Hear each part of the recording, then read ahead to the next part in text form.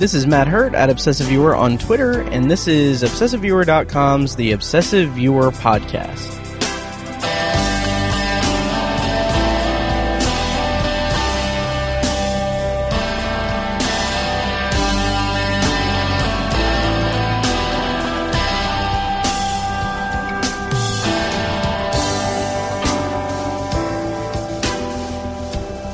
Hello and welcome to The Obsessive Viewer. We're a movie and TV podcast that covers a specific topic, be it genre, trope, movie, or show, each episode.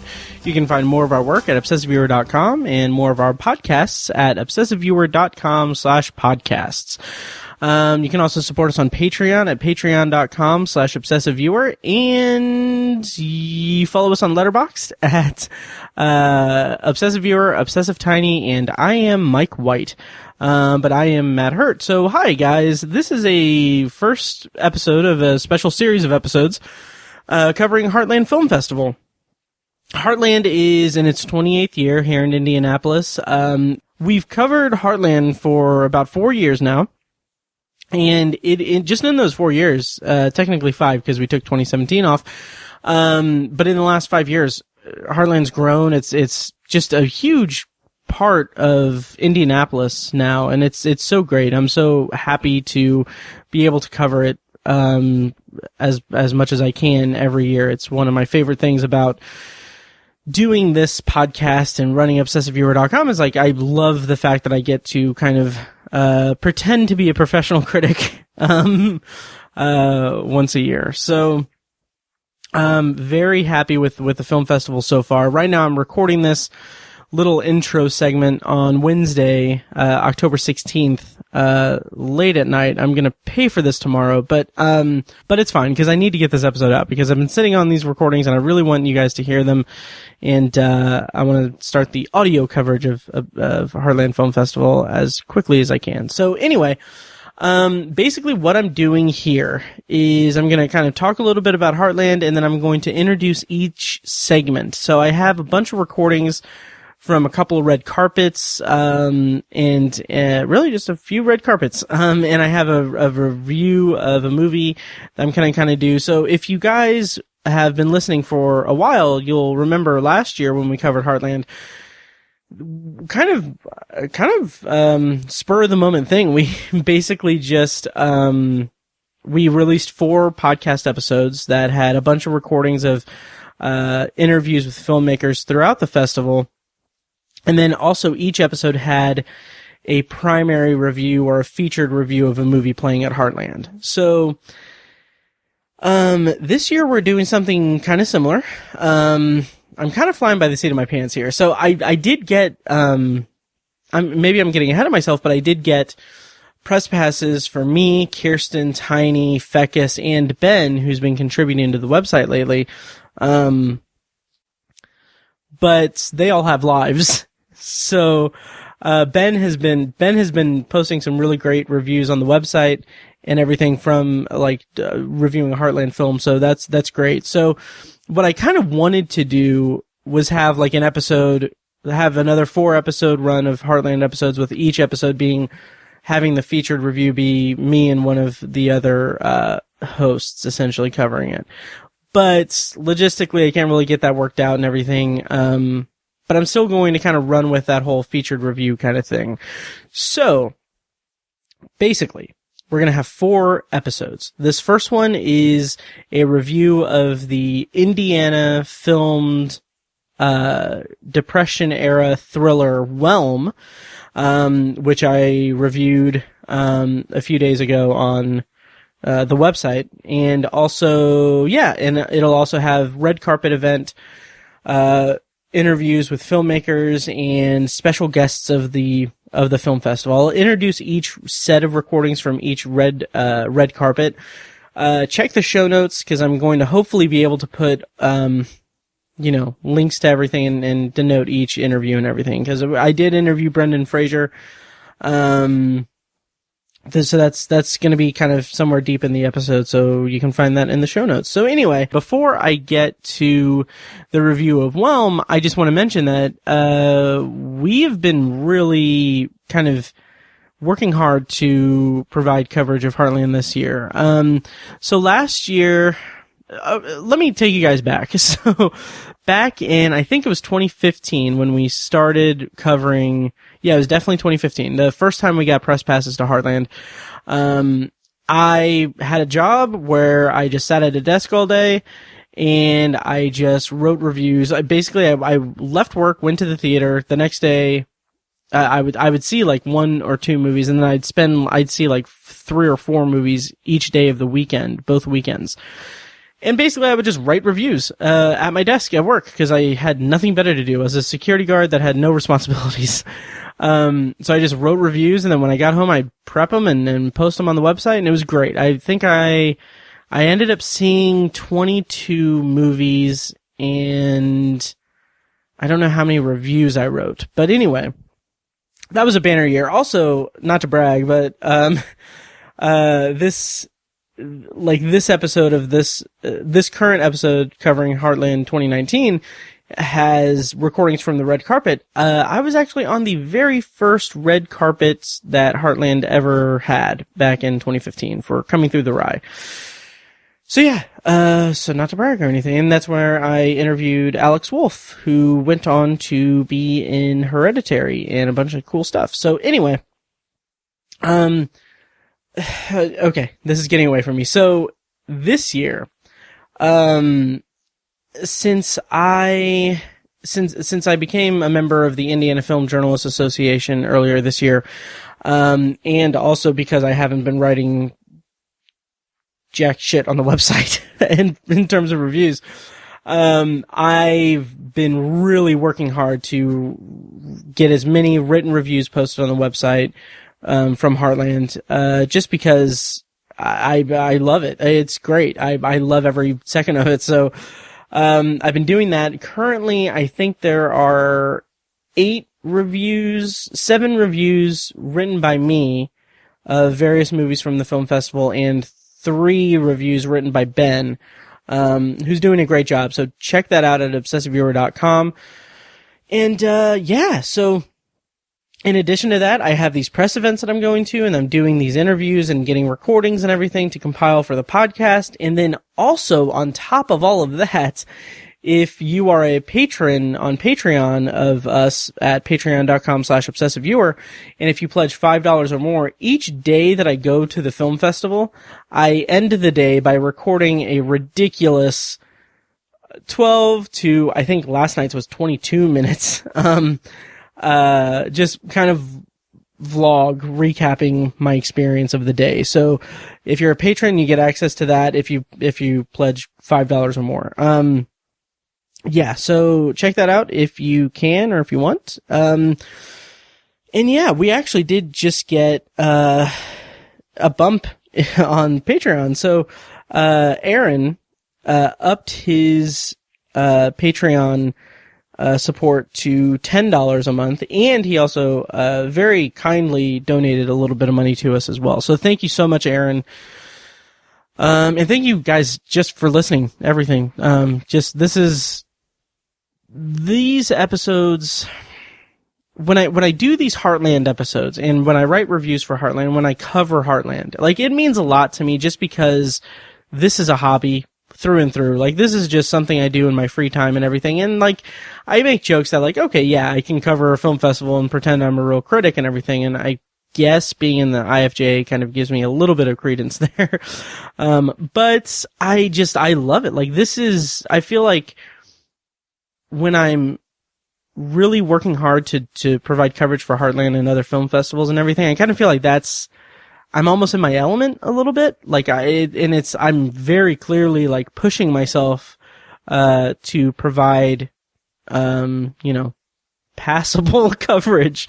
So your guys' support means the world to me, and I really appreciate it as you guys let me, indulge me for several episodes of podcasts covering film festival films that you may not be able to see for a very long time, if ever. So thank you. And yeah, so let's go ahead and go into the meat of the episode. So if this is your first time listening, and go ahead and follow me on Twitter also, like at Obsessive Viewer on Twitter.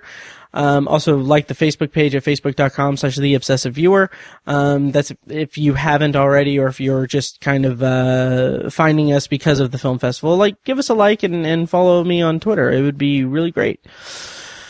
So as I said, this episode has a featured review of the film Whelm, which had its premiere screening on last Sunday, the 13th, at Newfields. And, so I recorded this review, in the car, like Sunday afternoon, I think, or Saturday afternoon, with the intention of releasing it before the premiere, but I've been burning the candle at both ends. I've been so exhausted, so I didn't get a chance to post it until now. But so basically, I will make mention of things that like are coming up today or anything, but like that's last Sunday. It's gone. You guys missed it. So I will say that if you're listening to this by the time that I hopefully release it, Whelm is screening again at Castleton on Thursday the 17th. I'm not sure what time, but check out heartlandfilm.org/festival and you'll have all the information there. So without further ado, here's my car recording of my review of Whelm from the 28th Heartland Film Festival here in Indianapolis. Enjoy. Film Festival. Okay, so I'm going to start off with just a plot description courtesy of the guidebook and some background on it and everything. And then I'm going to play a bit from the trailer, and then I'll go into a review. Now, I'm going to do a non-spoiler review just because it's having its literally world premiere in about 24 hours. So I'm going to go ahead and keep it spoiler-free. Okay, so Whelm is a narrative feature that is premiering tomorrow night at Heartland Film Festival on Sunday, October 13th at 7:15 p.m. It's going to be the world premiere of it. Also, if you're listening to this hopefully within 12 hours of it dropping, the filmmaker Skylar Lawson is going to be doing a panel at Heartland Film Festival at Castleton in their Francis Ford Coppola Lounge. That is going to be at 1 p.m. and he's just going to be talking about making an Indiana epic on film. So, without further ado, Whelm is a narrative feature, as I said. It is, here's a plot summary courtesy of the Heartland Guidebook. Here we go. Whelm is a thriller set deep in the Great Depression where two estranged brothers get tangled in a rivalry between a legendary bank robber and an eccentric young criminal. Through a bizarre series of occurrences, they find they are part of a larger historic scheme. So this plays Sunday, October 13th at the Toby at Newfields, and then again on Thursday, the 17th at 7:10 p.m. at AMC Castleton Square. And before I get into my review, here's a short clip from the trailer for Whelm.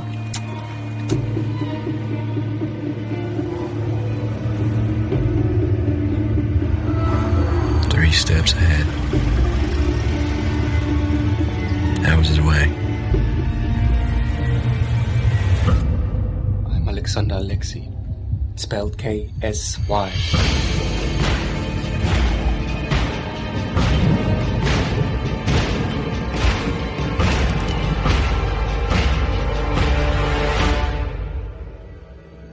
What kind of name is Alexei?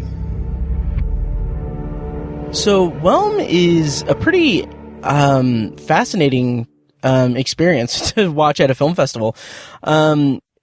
Like the panel that Skylar Lawson's going to be on tomorrow is, I mean, it's right. This is an epic film.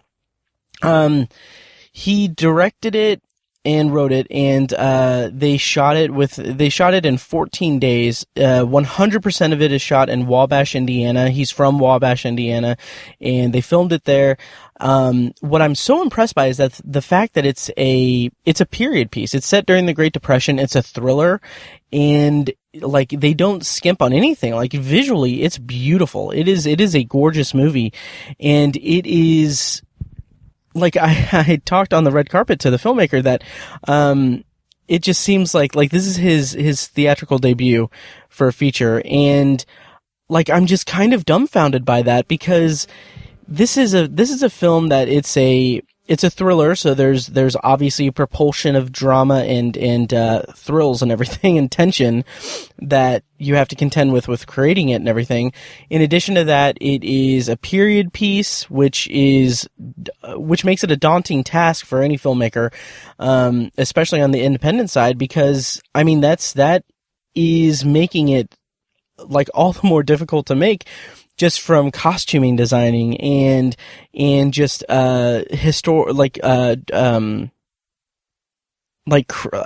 keeping it in within historical context, and keeping it visually like appealing, and bringing the audience into just the Great Depression era that it's depicting. Like, it just seems like they were just setting themselves up with so many challenges, and that's so admirable to in my eyes. And in addition to that, it's a thriller. There's some violence in it, so there's like makeup effects and things that have to be done on that end as well. Also, there's some historical things about it that need to be attended to during the filming. Also, on top of all of that, this film was shot on film. Like, it was actually shot on film, on 16mm film, which I'm sure has there is like the kind of digital revolution of filmmaking and everything. Like, everything being digital now is like, my understanding is that it's kind of a godsend to filmmakers and everything, because it's just immediate. There's no shortage of film or anything like that. But for them to make this film, Whelm, on film, independently, 100% in Indiana, period piece, violence, everything is just so astounding to me. So it's a really, just aside from the actual like making of the actual quality of the film itself, which, spoiler alert, I really liked. It's, aside from that, this is a very impressive film just in general. So yeah, so I will say that again, it is filmed in Wabash, Indiana, and that's another kind of feather in its cap, not just because it's in Indiana, but because you don't see Wabash, Indiana anywhere else. Like, this is a really beautiful looking film, because the locations, the exteriors, everything is just so unlike really anything that you see like on the mainstream or anything. And I do want to say, so I'll go into my actual review, because I'm kind of dancing around it and stuff. So, Whelm is, as the plot description says, it's about two brothers who kind of become entangled in this rivalry between a legendary bank robber of almost mythic proportions and an eccentric young criminal. So, the film stars Francesca Anderson as Edie, Grant Schumacher as Jimmy, and Dalil Barron as Alexander Alexi.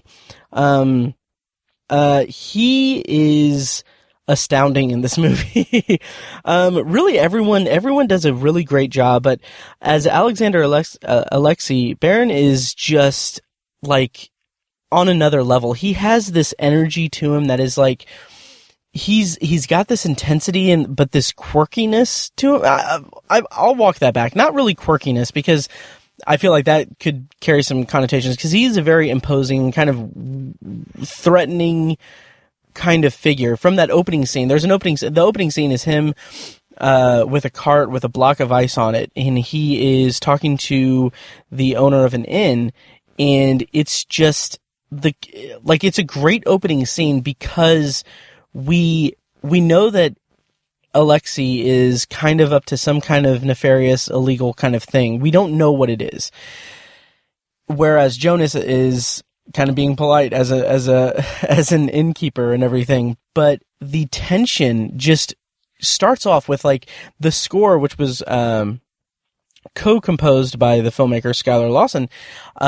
It is so no pun intended, I promise. It's so instrumental to the tension in this movie.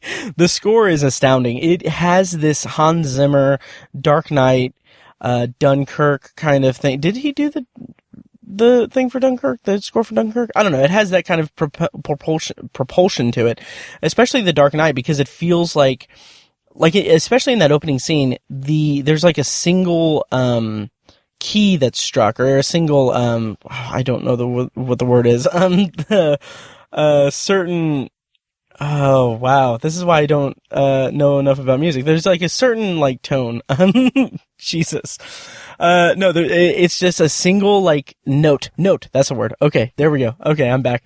So there's like a single note it sounds like there's a single note that's hit, and then it just lives in that moment, the score, and then it just increases in volume and kind of intensity as the scene progresses, and you know that like, oh, okay, this innkeeper's in some serious danger. And Alexander Alexei is not he's a character who is up to some shenanigans, I guess, or crime. And it's just a really well constructed scene. Now, the movie is kind of segmented into 13 chapters, that each chapter kind of appears on screen and has its own title. I really liked that just because the titles are kind of cool, and it's apt for this story, because probably I will say that there's a lot to love about Whelm, but maybe the thing that I enjoyed most about it and really took to was the storytelling, because it's not an easy movie to grasp. As the narration says at the beginning, like, pay mind to the details of the story. And it's a movie that rewards you to pay attention, if you pay attention to the details of what's going on and everything. So, just from a storytelling thing, like, you kind of get the sense that you are in the filmmaker's, like, hand as he's guiding you through the story. Things will come up, things will come out into the open and everything as the film progresses, but it is such a rewarding experience because it's not like a whodunit even. It's just like you're getting pieces of the story that are painting this broader picture of what's happening and what's going on, and it's just so confident. Like that's the thing that struck me most about the film overall, is just the confidence of it. The way that everything kind of comes together and everything is pieced together is just really well done. And also the cinematography. The cinematographer on this film was, I'm looking it up now, Ed Herrera. And this is a gorgeous movie. There are shots of like the sunset and just establishing shots of like, forest and foliage basically that are just awe-inspiring, and it's so great. And there's a lot of influence obviously in this film. Like it is very evocative of Paul Thomas Anderson, especially with like There Will Be Blood, and there's a lot of very clear like inspiration drawn from it from the assassination of Jesse James by the coward Robert Ford. Just visually, it looks very evocative of those things. And it's not something I really respect about it is that it's not like it's imitating it. It's more homage and more caring and more suitable to the story as well. Like, you can have, like, shots and scenes that are lit similar to like a P.T. Anderson movie, and like that's fine, that's cool, like, because P.T. Anderson's amazing and has such a distinct visual style. But if it doesn't fit with your film, then I mean you're just kind of cribbing from genius, really. But what Whelm does is it uses that as part of its narrative structure.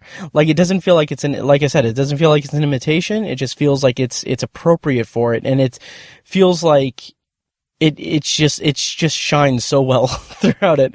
Also, it looks great. Just being shot on film, it looks beautiful. I saw a screener of it and I kind of really want to see it in the theater because I'm sure it's going to look incredible projected on a large screen. I might actually do that Thursday. I'm not sure. I'll have to check my schedule. So, performances are great. Jimmy, played by Grant Schumacher, is particularly awesome as well. His performance, like his character is like I said in the description or in my kind of bumbling beginning part here in this episode, his character Jimmy is kind of this mythic bank robber, kind of legendary kind of bank robber that is presented in kind of mythic proportions, and that's really great. And it comes through really well with his performance. Like, he's very kind of in contrast to Baron's performance as Alexander Alexei is that he's this kind of, well, they're both kind of calm and clear-headed, but they each have moments throughout the film where they are kind of at their wits' end. They have like these outbursts and everything, and when Jimmy has it, like, it's imposing. Like, the plot has him like racing to get money and everything because his money has been taken essentially. So there's a moment where he's confronting another character about it, and like he's intimidating, but also you get the sense of just how like screwed up his situation is. So it's a very interesting kind of line to toe for it, because he is this kind of mythic kind of person within the confines of the film, and it's kind of like, it's just a really great kind of acting exercise, really, I'm sure, because he has this kind of tone to him, but then like there are moments where he's kind of talking to someone, and it's like there's just that undercurrent of like danger and suspense that's just, it comes through really well. So the film has some twists and turns. The plot has a lot of rewarding surprises throughout it, which I won't spoil here, but like I said, this is a very confident and clever storyteller that is guiding us through this film, and I'm really excited to see what Skylar Lawson and the rest of the people involved with this do, because this was a really impressive film. Like, it was really impressive and really rewarding, and it's something that I really enjoyed quite a bit. I will say it was a little bit hard to grasp throughout it, but also that's why you need to pay attention to the details of the story. And frankly, I've seen it a couple times at this point, and I wasn't paying close enough attention. But I watched it properly, and it really stands out. And also just the balls of it. Like, it is an epic. It is a historical epic, essentially, and it's a thriller, and it has like this gravitas to it and this scope to it that is heretofore unseen in like film festivals that I've gone to. Like, it's just really impressive, just the magnitude of it, and in talking to the filmmaker here at the festival, like I can't remember if this was recorded or if this was just in our conversation at the after party, but he said that like this type of film needs to be kind of resurrected of sorts, because it's something you don't see in the mainstream anymore, because we are so, like, Hollywood is so involved with big budget, like, blockbuster franchises and everything, and the kind of American epic film has kind of disappeared. And so the fact that they created this and have it on the festival circuit and everything is really admirable, and they created it independently, that's even more insane. So that's a kind of brief review of Whelm. I'm going to have a written review on the website soon. I should probably go inside. So that's my review of Whelm. Check it out at Heartland. It's premiering Sunday, October 13th at 7:15 p.m. at the Toby here at Newfields, and it will play again at Castleton Square on Thursday, October 17th at 7:10 p.m. So I'm going to probably do another recording, so I'm going to splice it into here of talking about some of the films I've seen, maybe, I don't know, and then go to the recordings from the red carpets. But it'll be instantaneous for you, but it'll be a little while for me. So I'm going to go ahead and close this out. Thank you guys for listening, and I'll see you next time. Okay, so now we're going to go into the first of a few red carpet interview chunks. So this first section is from the opening night film screening Red Carpet where I interviewed a bunch of people that were there for the festival. A lot of them were special guests of the festival, so I think the intention was to just kind of talk about the festival and everything, but I kind of got into the weeds a little bit. It was overwhelming, but a lot of fun.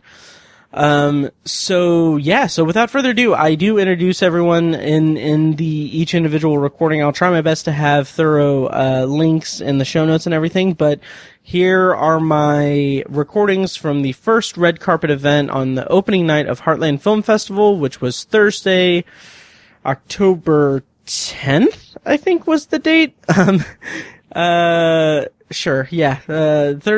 of Heartland Film Festival. So enjoy these red carpet recordings, or these red carpet interviews. Hi, my name is Matt. Do you guys want to take a mic? Oh, sure. Okay. Maybe it'll make my brain think. Here. No, you take it. You go first. Go right ahead. Okay, then I'll pass it off to you. Okay. Oh, there's Charlie and Billy right behind you. My name is Matt Hurd. I'm with the Obsessive Viewer podcast and blog, obsessiveviewer.com. Why don't you guys introduce yourself and tell us about what film you're here for? Hi, I'm Elizabeth Frenzel-Castellini. I'm the executive director of Heartland Yoga, and I'm here to see It's a Great Day in the Neighborhood, and maybe Tom Hanks, and just experience opening night, which is so exciting for the city. Nice. So, Pam? Hi, my name is Pam Dyer, and I'm the Executive Director for the Indiana Conference for Women. And so I like to stay involved with all the great things that are happening in the city. Heartland Film Festival has an amazing board of directors, so I religiously support because they're doing such great work. And I'm so proud that they've grown the Heartland Film Festival to the level that it is today. And there's many films I want to see, but beginning with tonight. Oh, absolutely. And Heartland this is their biggest year yet, and they've been around for 28 years. It's insane, just the level that they've grown. It's just really remarkable. What's your guys' history with Heartland Film Festival? Well, I haven't been involved on the board, but we've attended films in the past, and I've watched it grow in Indianapolis over the last decade especially. Under Craig Prater's direction, it's really seemed to jump by leaps and bounds.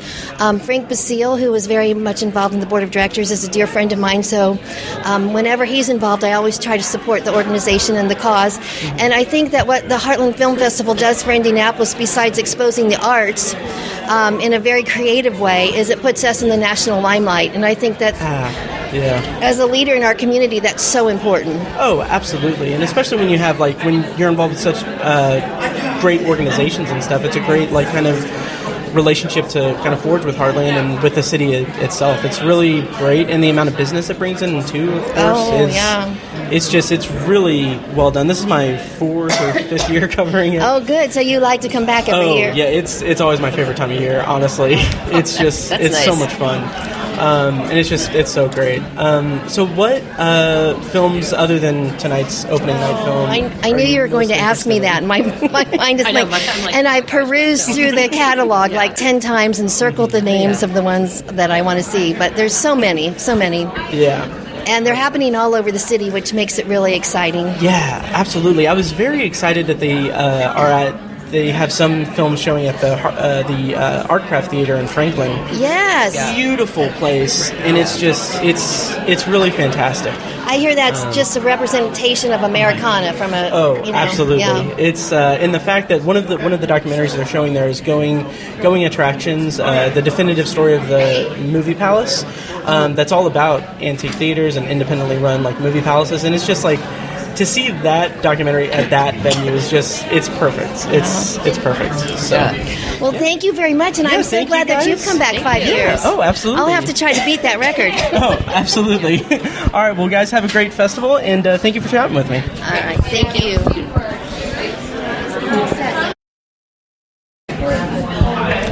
Hello, my name is Matt. I'm Billy Turkey Garcia. Bill? Charlie Garcia. Nice to meet you guys. Would you mind taking a break? Pardon me?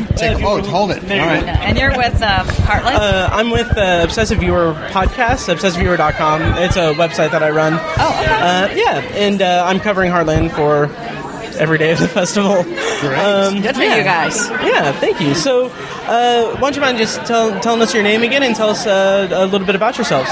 My name is Billy Dragoo Garcia. and I actually own a healthcare company here in Indianapolis, RepuCare, and I also co-found a conference called the Indiana Conference for Women, which is the largest in the Midwest, that will be coming here November 7th. This is our 9th year for the conference, and it's kind of a renowned conference for this area anyway, so we draw people from all over the country. That's fantastic. Yeah, one of my co-hosts was actually at the conference last year, I think. Yeah, our employer kind of just sent her there. Gretchen Carlson, we have Retta from Park and Recreation and the Girl, and we had Aaron Brockovich that closed it. So this year we have an amazing lineup. So hopefully you'll go to our website and see it. Oh, absolutely. And where is that website? It's www.indianaconferenceforwomen.com. Perfect. And when is it this year? November 7th. And then next year's our 10th anniversary, so stay tuned for that. Oh, absolutely. Yeah. So what's your guys' history with Heartland, and how do you feel about the festival? Well, we've been coming to Heartland off and on for many, many years, and I love it, particularly tonight, because of the short films that we want to see, like Mr. Rogers tonight with, Tom Hanks, and then also we want to see Michael B. Jordan and Mercy this next week. Everybody wants to see that, so do we. But, this is just an amazing venue, and, I know, Charlie, you've had an opportunity to be here. Been here for a number of years, off and on, but again, a great venue where you can first see films like Danny Glover, Tom Hanks, great actors come to Indianapolis, and we're able to provide them with Hoosier hospitality. Oh, absolutely. And in my years of covering the film festival, every time that I've spoken to repeat filmmakers that have come back, they always rave about just the hospitality and everything, and that's something that I love about it. Yeah, and it gives people here like this venue, like in the conference that we have. They've never been to Indianapolis before, so they really realize we're not in a cornfield. Yeah, We really are a great city. So we're thrilled about coming tonight, supporting it any way that we can, and so hope to see you guys out and about and around soon. Hopefully come to our conference sometime. Yeah, absolutely. You're always welcome. Just email me if you ever want credentials to come in. Oh, absolutely. I will definitely. A lot of the men come in the mornings between the governor and the mayor will open the conference, and then after lunch till 1 o'clock, then that's when the men come in the morning, and then breakouts in the afternoon. A lot of people are there, though. Yeah. I've heard great things, so absolutely. Thank you. Yeah, well, thank you guys for chatting with me, and hope you have a great festival. Absolutely will. Thank you. And again, email me if you want to come. Oh, absolutely. Oh, yeah. Hello, guys. Hello. Nice to meet you guys. I've got my hands full. If you want to grab a mic, I can chat with you. My name is Matt. I'm with the Obsessive Viewer, obsessiveviewer.com. Why don't you go ahead and introduce yourselves and tell us about yourself. My name is Chantel Stone, and this is my husband, Brad Stone. And we were invited from a fellow merchant on Mass Ave in Indianapolis by Indy Reads Books. Oh, nice. Yeah, and we're very excited to be here for the opening night. This is a new one for me, so I'm excited about it. Yeah, so is this your first time at Heartland? No, not at all, but the first time at opening night. So nice. Usually I just walk in a theater and buy my ticket and sit down, and tonight's we're doing something a little different here. So. Absolutely. It's definitely exciting. And how excited are you for Beautiful Day in the Neighborhood? We're big Tom Hanks fans, so we're talking about it tonight, and even the bosom buddies that we were one of our, I don't know if we grew up with it or if it was in reruns. We liked it, and so we're big excited to see what he does with this film. Absolutely, yeah. And so, what's your experience been with Heartland? How have you felt about it over the years? It was a big part of our lives. For a long time, we would try to go to as many films as we could, and now that we have kids, we want to expose them to have those feel-good moments in a film, unlike what they've seen on the regular circuit. Right. Absolutely. And what business are you guys with again? I'm with the Mass Ave Merchants Association. Okay. It's Mass Ave in Indianapolis. Mm-hmm. Perfect. Yeah, I love Mass Ave. I actually adopted my cat at Indy Reads Books, so I have a special tie there, I guess. Hey. And so aside from Beautiful Day in the Neighborhood, what are you most excited about in terms of the guidebook and the films that are showing at this year's festival? Well, I'd say that we haven't picked out our other films yet, so we were focused on this one. This is the start of our whole next couple of weeks. Nice. And so we'll be going to a few of them at least. Oh, absolutely. All right, great. Well, thank you guys so much for chatting with me, and hope you have a great time at the festival this year. Thank you. Thank you. Hello, guys. How you doing? Hello. Hi, my name is Matt. I'm with ObsessiveViewer.com. Can I take the microphone? Sure. So I'm with ObsessedViewer.com. We're a podcast, blog, reviews, all that stuff. Would you mind introducing yourself and tell me a little bit about yourself? Yeah, so my name is Ashton Gleckman. I'm 19 years old. I live in Indianapolis, Indiana. Nice. I just directed my first film, which is called We Shall Not Die Now, which is a Holocaust documentary. Wow. So I interviewed survivors, liberators, scholars, prosecutors of the Nuremberg trials. I filmed in Poland, where this stuff actually happened. And I got involved with the Holocaust when I was really young, when I was 7 years old. And so I've been thinking about it ever since and finally put it into the film. Wow. Well, first of all, congratulations. I mean, that is incredible. You're 19? That's, man, that... Thank you. Congrats. I'm at a loss for words. What was your biggest challenge with putting together this project and the documentary? I think with any first film or your first films, it's a lot financing. So for me, because a lot of this consisted of doing interviews with people in different states, I was having to fly there and use camera equipment, and also in Poland.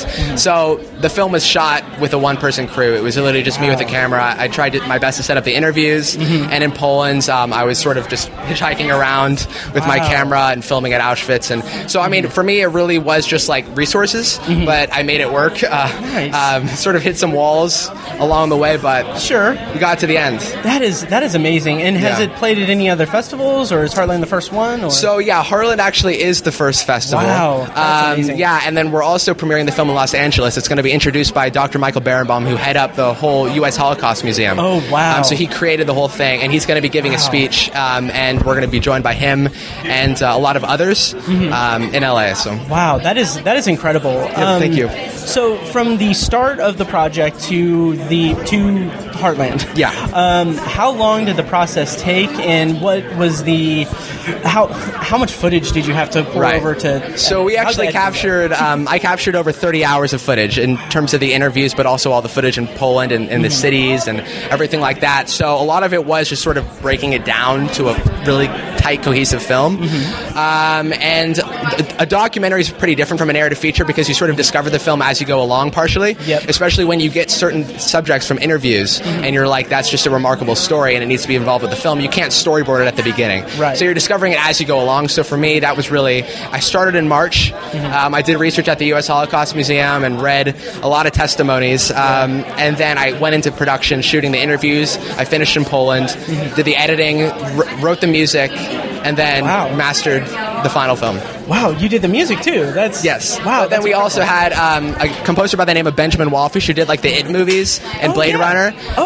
He did the main theme for the film. Oh, that's fantastic. That is awesome. I'm a huge fan of his work. That's amazing. Wow. Thank you so much. Congratulations on everything. And best of luck with the festival run and everything. I can't wait to see it. Thank you. Because obviously the subject matter is so important. And especially next year is the 75th anniversary of everything, the end of the war, liberation of the camps.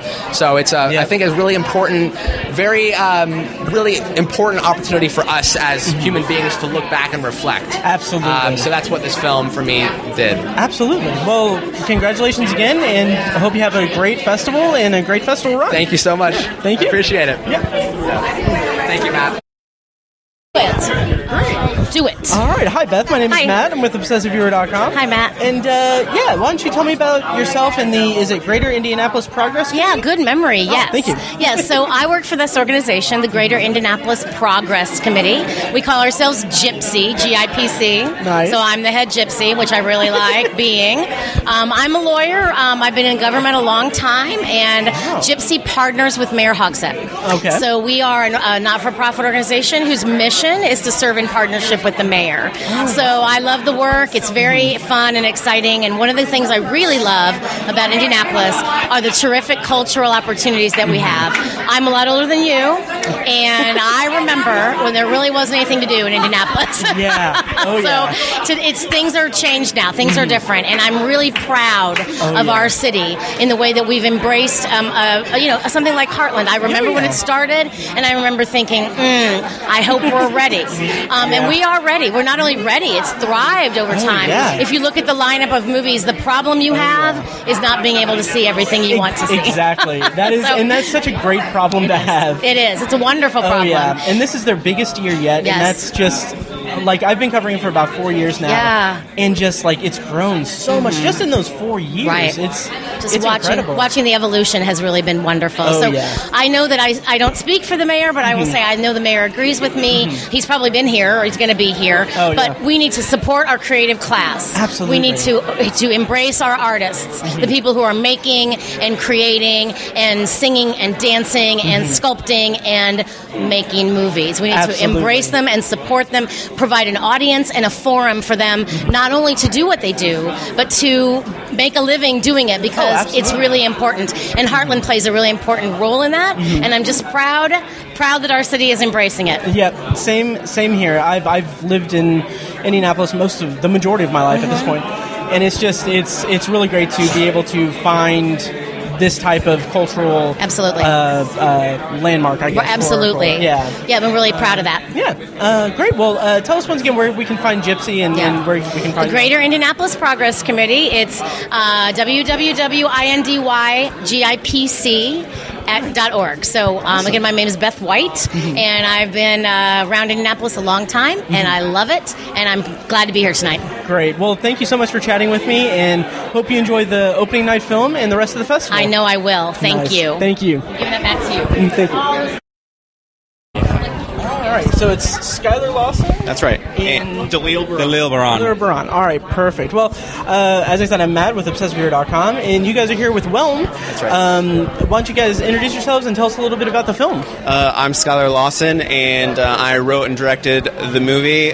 And the movie is a 1933 Depression-era epic in a lot of ways, but it's about two Indiana brothers who get mixed between a legendary bank robber, who I think Hoosiers will recognize who he is, and an eccentric young criminal that no one knows who they are. Yes.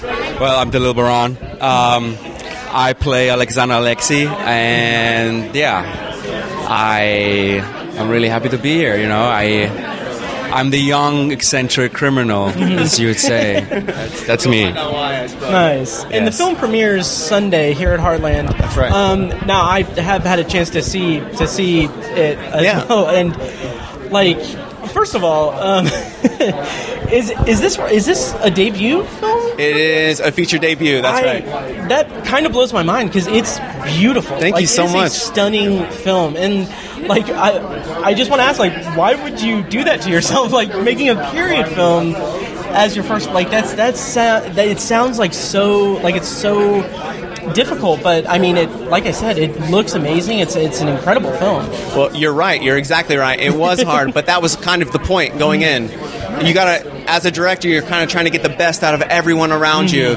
And when I'm putting myself out there on the line to say, hey, we're being really audacious here, trying to pull something off that maybe no one has for our budget range, and definitely not in Indiana, I think that we took real pride in pushing it as far as we possibly could, and being willing to fall on our sword too. Yeah. Take it as like literally as far as we can. Make no excuses. Doesn't matter if it's my debut. In the end, audiences want to see a movie, and we hope that we inspire people to get out of their houses and see it in a theater setting like Heartland. Oh, absolutely. So we need to give them a reason. Exactly. Yeah. So we wanted to make it a ride, and so honestly, there's a certain kind of movie that doesn't get made very often, and I've said it a lot. The blockbuster kind of took over the American epic. Yeah. So the only way we're going to be able to bring that back is to not make excuses for, they cost a lot. Yep. Let's make a movie for what we can make it for, and then make it as epic as we can, rooted in that American culture that we know so well. It's a really big part of our culture. I think that if we lose it, we're going to be in trouble. Absolutely. And so, are you guys both from Indiana, or I grew up in Wabash, Indiana, where we shot the movie, which is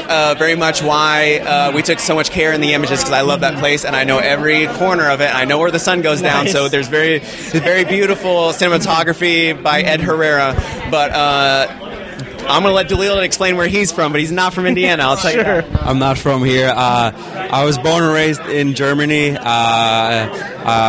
Kurdish parents, and 5 years ago I moved to New York, and 4 years ago I met this guy. Nice. And we had a lot of walks, hours of walking. That's right. And we just figured out that we have to work together, and then, you know... We ended up working together on a short film. Yes, we did that. And, you know, just felt right to do that. He's one of my best friends, so it's always the best. Again. He's one of my best friends, and so being able to work at a high level It's on the record. is a real joy. That's perfect, and you did a phenomenal job in the film as well. And thank you so much. I can't wait for people to see it because, like you said, it's not the type of film you would expect out at a film festival, like an independent film that is so just massive in scope. It's really, really incredible. And you are going to be on a panel at Heartland. Do you want to talk about that? That's right. So we're going to do a making of panel at 1 p.m. on Sunday before our world premiere. Nice. And we're really excited about that because we think that there's some stories from the set that are absolutely legendary of how did we make this thing happen. And it's going to be really cool to show Hoosiers what it was like to make a Hoosier movie. Oh, yeah. But also get them excited for what they're about to see. You know what I mean? And share some little inside stories that will enhance the viewing for people who decide to come out. We're going to cover a lot about the cinematography, directing, the music. We're going to talk about performances. We're going to talk about how the actors got in a certain groove. And most of all, we're going to talk about how did we engage Indiana to be able to make it, because the movie does not happen without the support of Wabash, Indiana, and that is a fact. That's fantastic. I can't wait to actually see the movie with an audience, and I'm so excited for you guys and what you're going to do in the future. Thank you so much. That was really kind of you to say. Thank you. Of course. Well, thank you guys so much for chatting with me, and definitely check out Whelm at Heartland Film Festival. All right, thanks guys. Have a great rest of the festival. Nice to meet you, man. Nice to meet you too. Nice to meet you. Thank you so much. It's really kind of you to Oh say. yeah, absolutely. OV297.com. Hello. Which I know nothing about. That's fair. Must be a podcast or what? Podcast, written reviews, pretty much jack of all trades. If you want to take a mic, Sure. I'd be happy to. If you want to share it, all right. Well, I'm Matt from ObsessiveViewer.com, and why don't you guys introduce yourselves and the film you're here to promote for Heartland? My name is Elizabeth Mitchell. David Godinez. And I'm Larry Laswell. And our film is Reverend Marvin Chandler, Open to the Moment. Nice. And tell us about the film. Our film is about a young man who just this Saturday turned 90 years old. Wow. He was a child prodigy in piano. Started playing at 4. By the time he left high school, he had graduated from IU's School of Music. He had been and became a minister. He worked with Howard Thurman in California. He was a negotiator for the Attica prison riots. Oh, wow. And we wanted to tell the story of how he was able to balance being a minister as well as a jazz musician, because that was considered the devil's music. This man grew up during segregation in Bloomington, Indiana, and came through a lot of trials and tribulations and was able to make a lot of accomplishments despite being oppressed.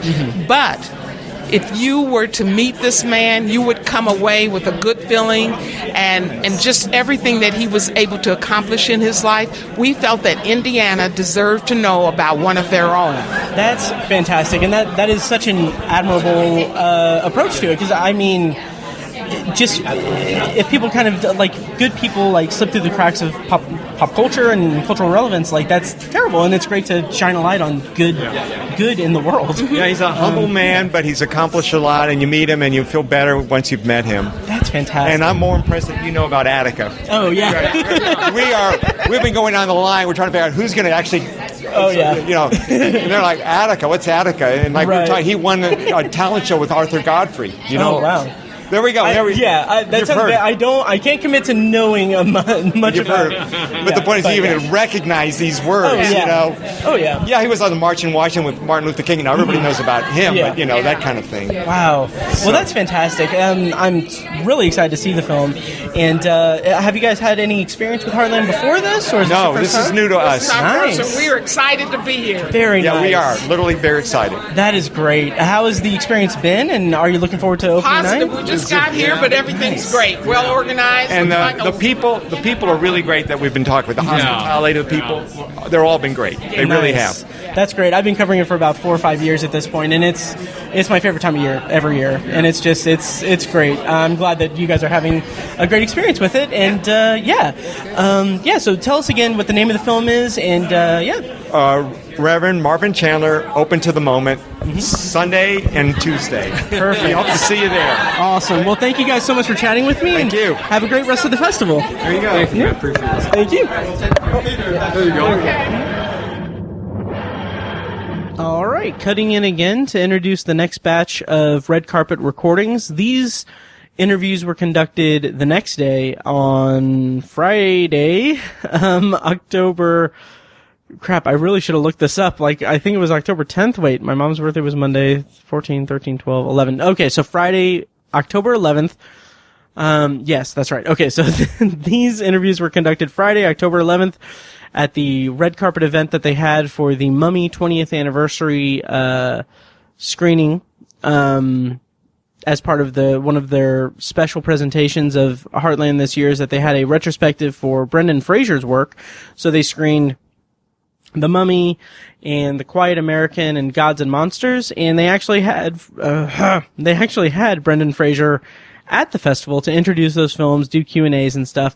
And I was fortunate enough to be able to chat with him for a few minutes. I'm just going to go in chronological order here, so if you want to skip to that review or that interview, go ahead and check the show notes and everything, but you'll get to it. So so without further ado, here are the red carpet event recordings and everything. I should say before I get into that, actually, that everyone was super excited about Brendan Fraser being there. It was a very exciting night at Heartland, and going back to the opening night film section that you guys just listened to, everyone was excited about A Beautiful Day in the Neighborhood.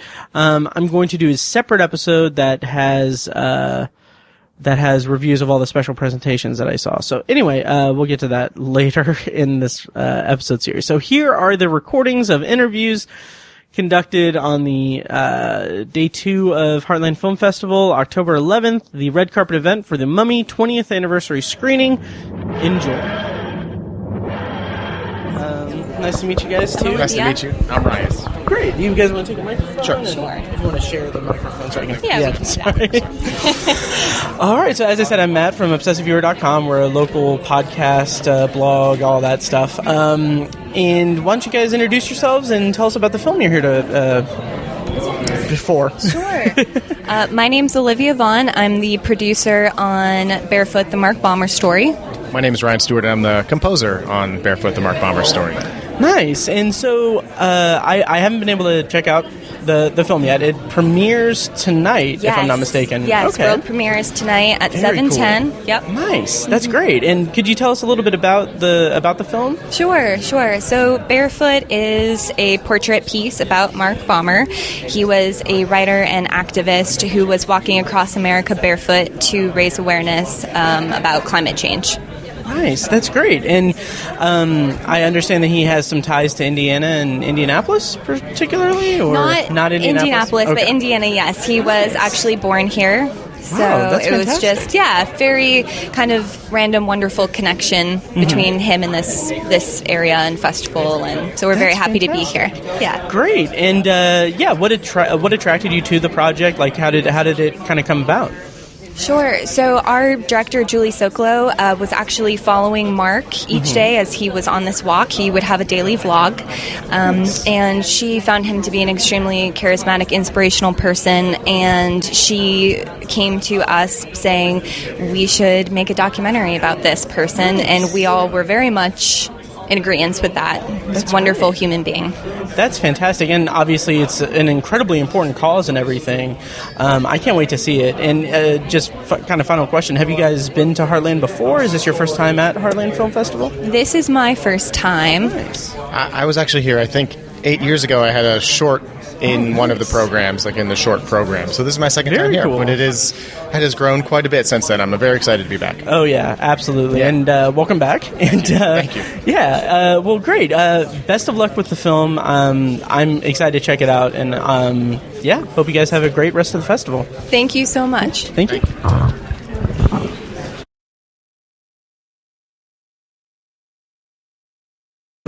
He's a cute dog. Oh, I know, right? Here, if you guys want to take this microphone and kind of share it. All right. Well, my name's Matt. I'm with ObsessiveViewer.com. We have podcasts, blogs, all that stuff. So why don't you guys introduce yourselves and tell us about Barefoot? Hi, my name is Julie Sokolow, and I'm the director of Barefoot, the Mark Baumer story, and it's an inspiring story of a writer and activist who walked barefoot for over 700 miles to protest climate change. If you can imagine trying to walk barefoot for even 1 mile, he did it for 700 miles. That's how much he cared about trying to save Earth from climate catastrophe. And so he also filmed himself this entire journey and posted daily videos to YouTube. The New Yorker called him a compulsive social media diarist. The story is really funny because Mark is like a genius comedian, but also extremely tragic. His journey ended when he was killed on day 101. Oh, wow. So I had reached out to his parents, Jim and Mary Baumer, and wanted to honor his legacy and tell his story. I'm going to let them speak now. Oh, absolutely. So we're being here is bittersweet. I mean, obviously we lost our son. We miss him every day. However, the film that Julie ended up making is an amazing film. I think it does justice to Mark's life and what he was really all about. It's funny. It tells a compelling story about climate change, and it may be the issue for our time. Yeah. And it's interesting in that here is a world premiere in Indiana, and Mark was actually born in Northwest Indiana in 1983. So we're coming back to the state. We haven't been back, and so we'll actually go back to our kind of that childhood place on Sunday and visit some of the places where we lived. So. And we're really thrilled that Julie was the filmmaker because, 2 months after Mark's death, how do you know who is the person to tell the story, right? And we're both convinced that Julie was the right person in the way that she understood Mark's social justice commitment. But I think capturing sort of the complexity of who Mark was in all of its facets. So, wow. Well, that's... And so we're hoping you come out tonight or tomorrow, tonight at 7 and tomorrow at 12:30 for the screenings. So. Absolutely. And we did set up a Mark Baumer Sustainability Fund. We want to do good works, make a difference in the world, things that Mark believed in, and so Mark Baumer, sustainabilityfund.org. That's fantastic, and thank you guys so much for chatting with me, and of course my condolences and everything. It's got to, like you said, it must be bittersweet, obviously, but just the fact that he worked so hard for something that's so important. Like you said, it is the issue of our time, and it's just the fact that there is a piece of art that will immortalize him and his ambition and heart must be very, very nice and satisfying. I think Mark would be thrilled, though, to know that there was a film made about him, because I think Mark always wanted to be famous, and I think he would be really excited that people were watching a film about him. So. Well, that's fantastic, and I'm very much looking forward to seeing it, and and I hope you guys have a great rest of the festival and a great premiere. So you said obsessive filmmaker? Obsessive viewer. Yeah. Obsessive film viewer? Obsessive viewer. Yeah. Okay, all right. Yep. That's good. I'm learning about all of these websites. Oh, yeah. Thank you. Yeah, we're... Oh, absolutely. Oh, awesome. Yeah. Thank you so much. All right. Well, thank you guys, and have a good one. Foundation. That's not live. Oh, yeah. No.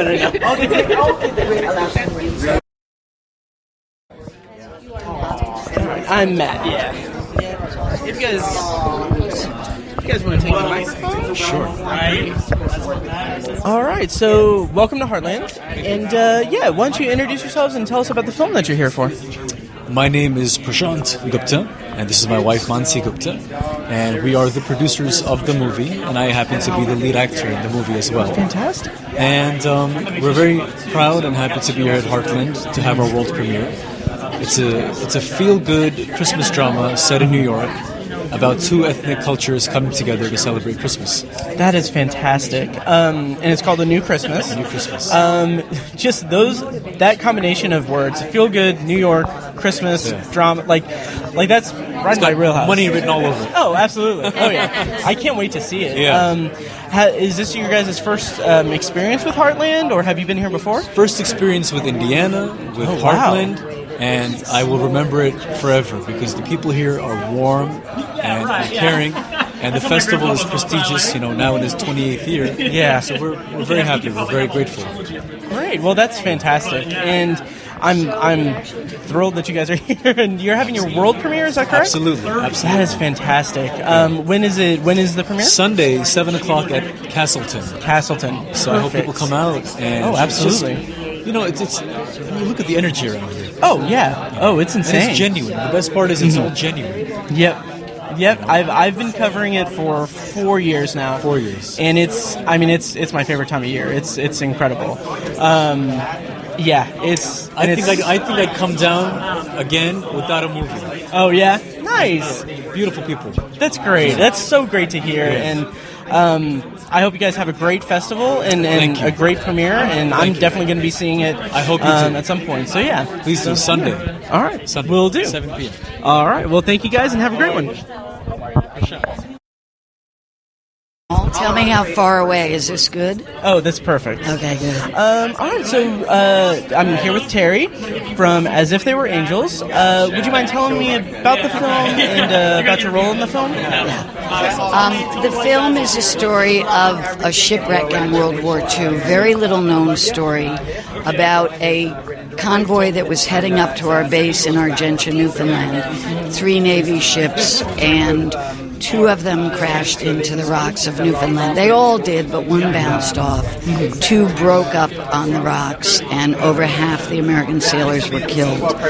The sailors who were rescued because the Newfoundlanders from 2 small towns came out in the storm from Lawn and St. Lawrence and literally risked their own lives to pull sailors out of the raging seas, up the icy cliffs. The women came out and scrubbed them and got the oil off and brought them back from frostbite.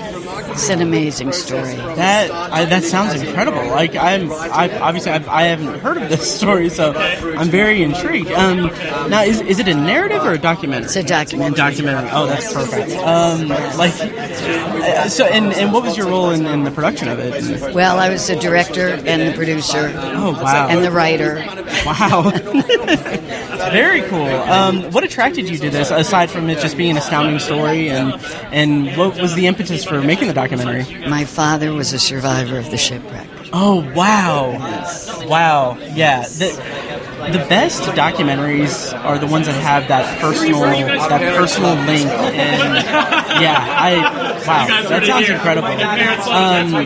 How long did the process take, and how did the story change? It took me 30 years. Wow. I started shooting in 1988 when, fortunately, some of the survivors and rescuers were still alive. Oh, wow. And I finished shooting in 2017. Wow, that is incredible. Wow, you must have had a long story. Oh, yeah.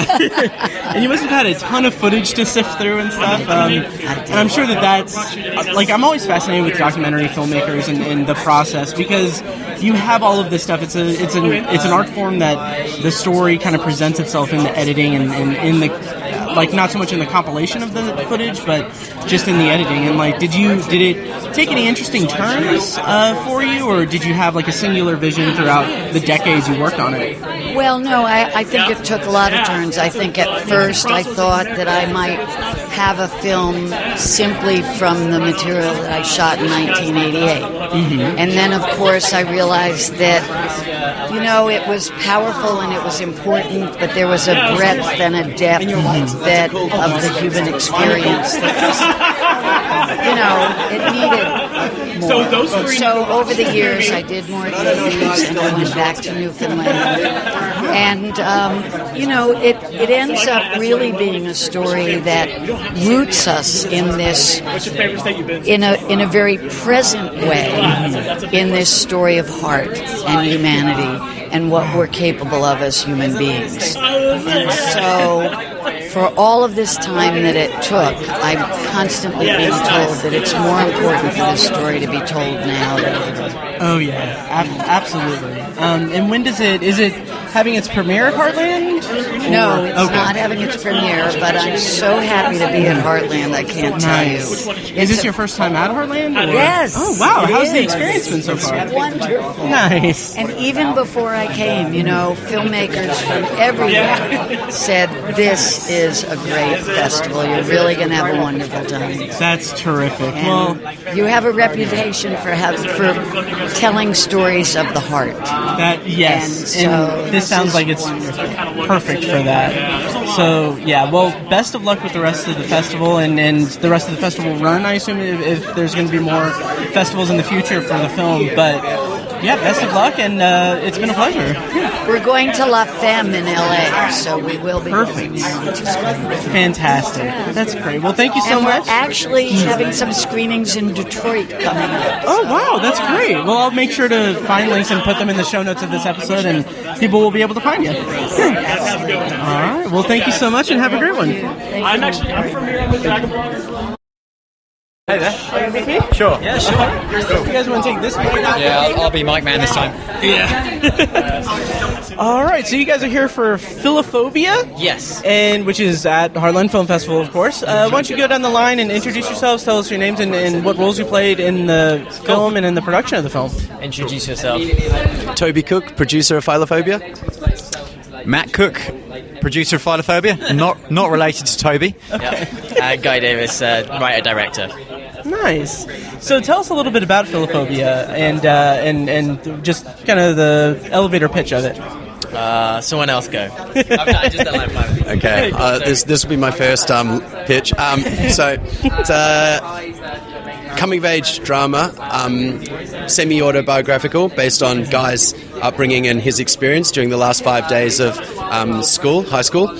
And it's about a group of friends and their various kind of conflicts and forces pulling them in different directions.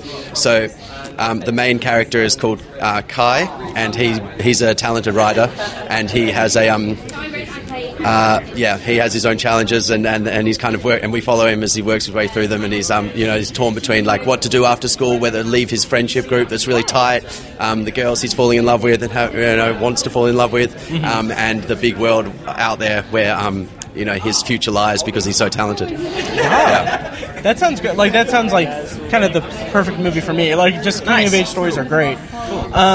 Is this your first time at Heartland? This is my first time at Heartland. Great. Yeah. How's the experience been so far? Great. It's been lovely. Yeah, really Very nice. Cool. We're really excited, and it's our world premiere as well. That is fantastic. Yes. And how excited are you for that? And when is the world premiere? Sunday. So this Sunday, 4:30 p.m. at AMC Castleton Square. Castleton Square on Sunday. Yes. Yeah. That's fantastic. What were some of the challenges with making the film? Like Toby said that it was partially autobiographical on your part, guy? Yeah, I mean, it was like a kind of starting point for the story. I mean, there's a couple of things in the movie that happened, but it's heavily embellished. It's not. It was more of like a place to begin writing, if you see what I mean. But yeah, challenges. I mean, we had a lot, like making like a truly independent film. There's no like government money in it. There's no grant money in it. It's like a group of like lovely sort of creative-minded people who came together and put money into the film to make it happen. And we had a lot of challenges. Like weather was a huge challenge for us.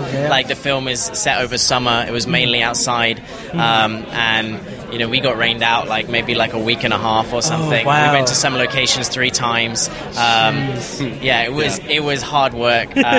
long days, everyone doing their first feature more or less, like a really inexperienced crew. Wow. But no, like, I think we pulled it off. Like we were really happy with the film. So. Yeah, by the end, I think it was pretty unanimous that it was a real bonding experience. It was like one of those independent dream kind of experiences where everyone comes together really well and everyone's remained really close. We've got a bunch of the actors out here. We're all travelling as a group. We're going from Heartland to San Diego Film Festival next. Oh, that's fantastic. Yeah, and we're still enjoying the whole experience, really. That's great. Yeah. That's amazing, and I'm very excited to see the film myself. Right. Awesome. Fantastic. It's absolutely. Cool. And thank you guys so much for chatting with me, and have a great rest of the festival and great festival run as well. Awesome. Thank you so much. Thank you. Thanks. I'll give you one of these. Oh, absolutely. I know. Wow, these microphones are cool. Just gonna share it. All right, so you guys are the cast of. Full cast and I did makeup. Okay, cast and makeup. Okay, why don't you go down the line and introduce yourselves and tell us about your role in the film and a little bit about the film. So my name's Jack. I play a guy called Megsy in the film, one of Kai's mates. He's sort of like a wild one in the film. He's quite, I say, the comic relief in the film. Well, the rest of them are sort of looking to escape this like world that they've lived in and this worried about the future and where their jobs are going to be, where Megsy's quite settled. Bit of it like a deep background, but he sort of brushes it off in a different way to the rest of the characters, which I like. I think everyone could afford to be a little bit more like Megsy. Yeah, it's that. It's the dream, really, to be honest. But yeah, that's me. You go. So I'm Brooke. I did makeup on the film. It's a lot of fun. We sort of like tried to make it as authentic as possible. But I'm not the interesting one. I think the cast are more the interesting one in this one.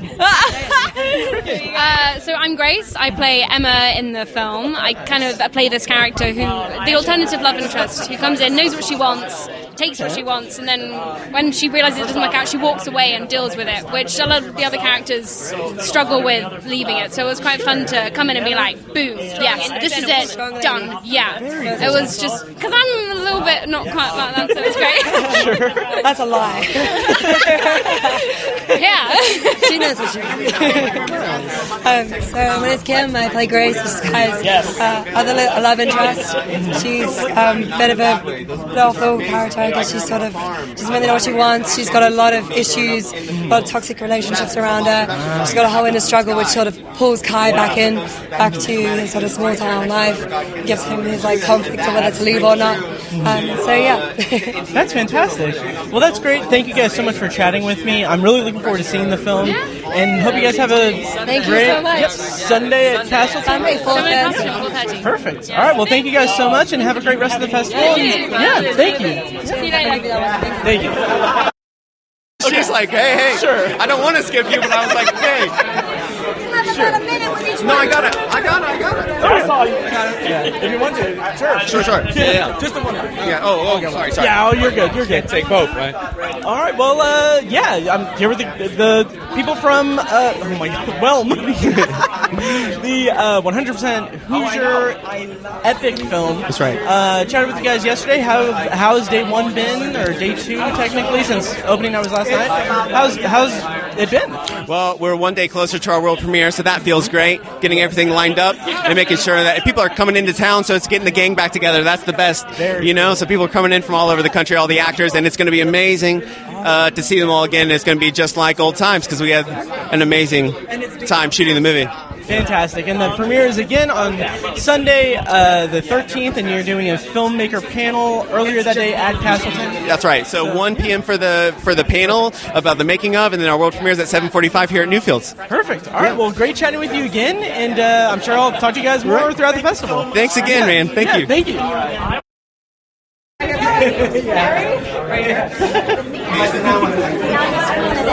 And this is our lead actor, Dalil Baran, and he is not from India. Hi, my name is Matt. Pleasure to meet you. If you want to take this mic out, if you want. Thank you. So I'm here with Brendan Fraser, who we're having the Heartland's having a retrospective of your films, and tonight we're screening The Mummy, the 20th anniversary. How do you feel about being here at Heartland for the anniversary of... It's a sentimental journey. You know? Yeah, because you were born here in Indianapolis. My natal place is Indianapolis. Nice. Well, that's fantastic. And I've got to say, I've been a big fan of your work throughout the years. I kind of wish that they would have done a anniversary screening of Blast from the Past, because I'm a huge fan of that movie. When I was a kid, I watched it on HBO all the time, and I really enjoyed that. So what's the experience been like with just your... sorry. I'm going to take that again. So how has Heartland been to you so far? I know that I'm sure you just got in. Yeah, I'm just off the plane. Oh, nice. Now here I am on the red carpet with your good self, so everyone's friendly. Perfect. Great. They all drive very politely in the rain. That's nice to see. Sure. Oh, yeah. How do you feel about the Mummy screening that's going to be happening here in a few minutes? I'm keen to see how it holds up. Yeah? Nice. Have you watched it recently? No. I mean, in snippets. Sure. But, sure. I'm keen to find out what people still think about it. Or there's a whole generation who come of age now are just finding it for the first time. Oh, absolutely. Oh, yeah. And some of the other movies they're showing of yours is Gods and Monsters and I'm blanking on Gods and Monsters and The Quiet American. Yes, The Quiet American. That's right. How do you feel about those? I'm really happy. Yeah. Those are important pieces to me. Oh, absolutely. Yeah. Oh, yeah. That's great. Are you going to be here for those screenings? Or? I'll introduce them tomorrow. Oh, that's perfect. And I'm going to touch and go. Sweet. Nice. I also just wanted to take a second to just say that your appearances on the show Scrubs was amazing. Thanks. Yeah. Oh, yeah. Just incredible episodes of that show, and you were great in them. So, yeah. So, all right. Well, and is this your first time at Heartland or with Heartland and everything? Okay, great. How's that experience been? I know it's been. Everyone's. It's nice to see that. That it was worth turning down the Venice Film Festival to come here. Oh yeah. I'm kidding. Sure. Call me. But you guys are second best. You know? Oh, nice. Well, that's great to hear. Great. All right. Well, I won't take any more of your time. Very excited to have you here at Heartland and excited for the retrospective and everything, and hope you have a great rest of the festival. Thanks, Matt. Yeah, See you well, yeah. Cheers. Yeah, cheers. That was fun.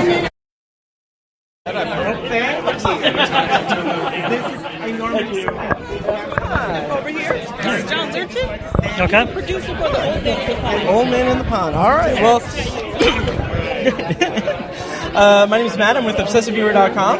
And introduce yourself. Yeah, my name is John Lurchin, the producer of The Old Man in the Pond. Perfect. And The Old Man in the Pond is it having its premiere at Heartland? Or? Yeah, it's having its premiere at Heartland tomorrow. Yes. That is fantastic. And tell us a little bit about the film and a little bit about the project.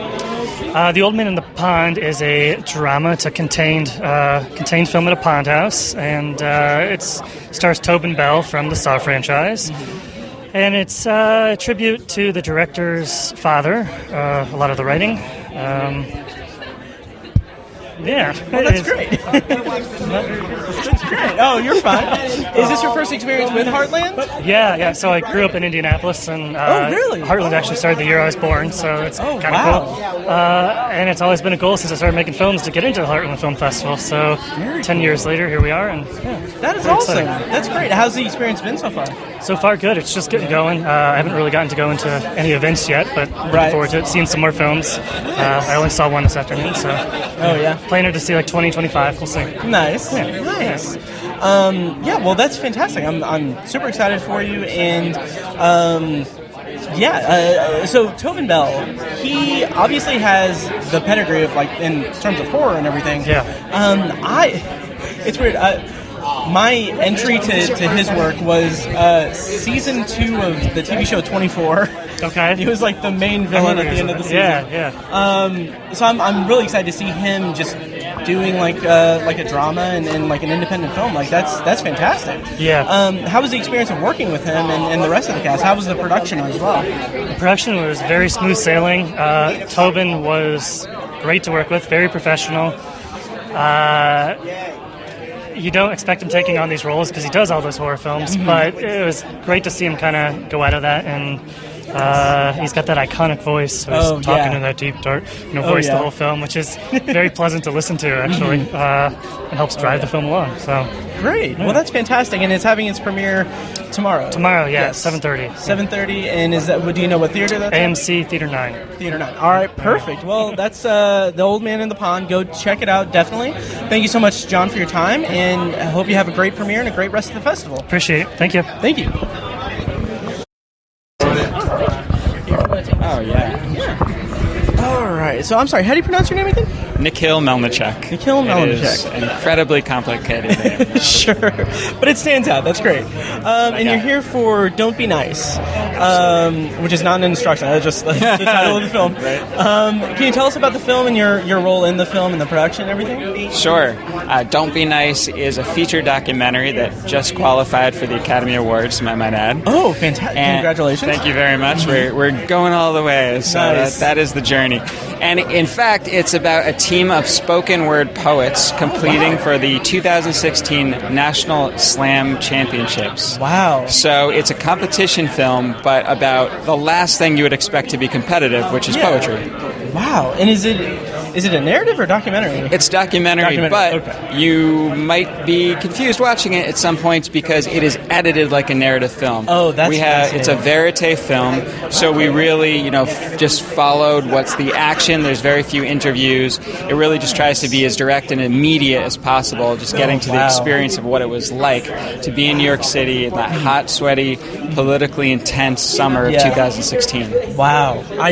That sounds amazing. Like, that approach to making a documentary seems like so... it's like removing any kind of crutches. Like creating a documentary in that format and everything is like... That's an interesting challenge. I'm sure that it comes through really well in the finished product. Did you have any challenges with it? And also, what was your role with the film? Oh, absolutely. I'm one of the producers of the film. Perfect. Along with Cora Atkinson. And what doing a verite documentary does is it removes the writer job from documentaries. And so you just start filming, and our director, Max Powers, was just brilliant at being there with our cinematographer Peter Buntain to just capture everything that was happening as much as possible, as immediately as possible.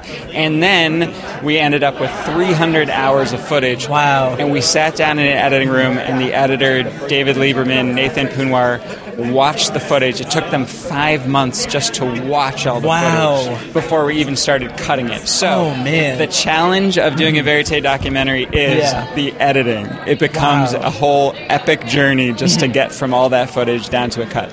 Wow. How long was the edit after they watched all the footage and everything? About 14 months. Wow. So that is over remarkable. A year. Wow. And with the verite style, was there anything like during like the filming and everything and the shooting that was like did like the director and then everyone involved, did they like notice like, oh, we should probably pay more attention to this aspect of what we're covering so that we can kind of like create a narrative out of it? Or was it more just like, oh, we have all of this footage, let's find it in the footage? That's a really good question. I would say it was a little bit of both, but more of the latter, more of just trying to be there and capture what was happening. So one thing about our film is this team would have gotten together and written poetry and gone to the national championships whether or not we were filming.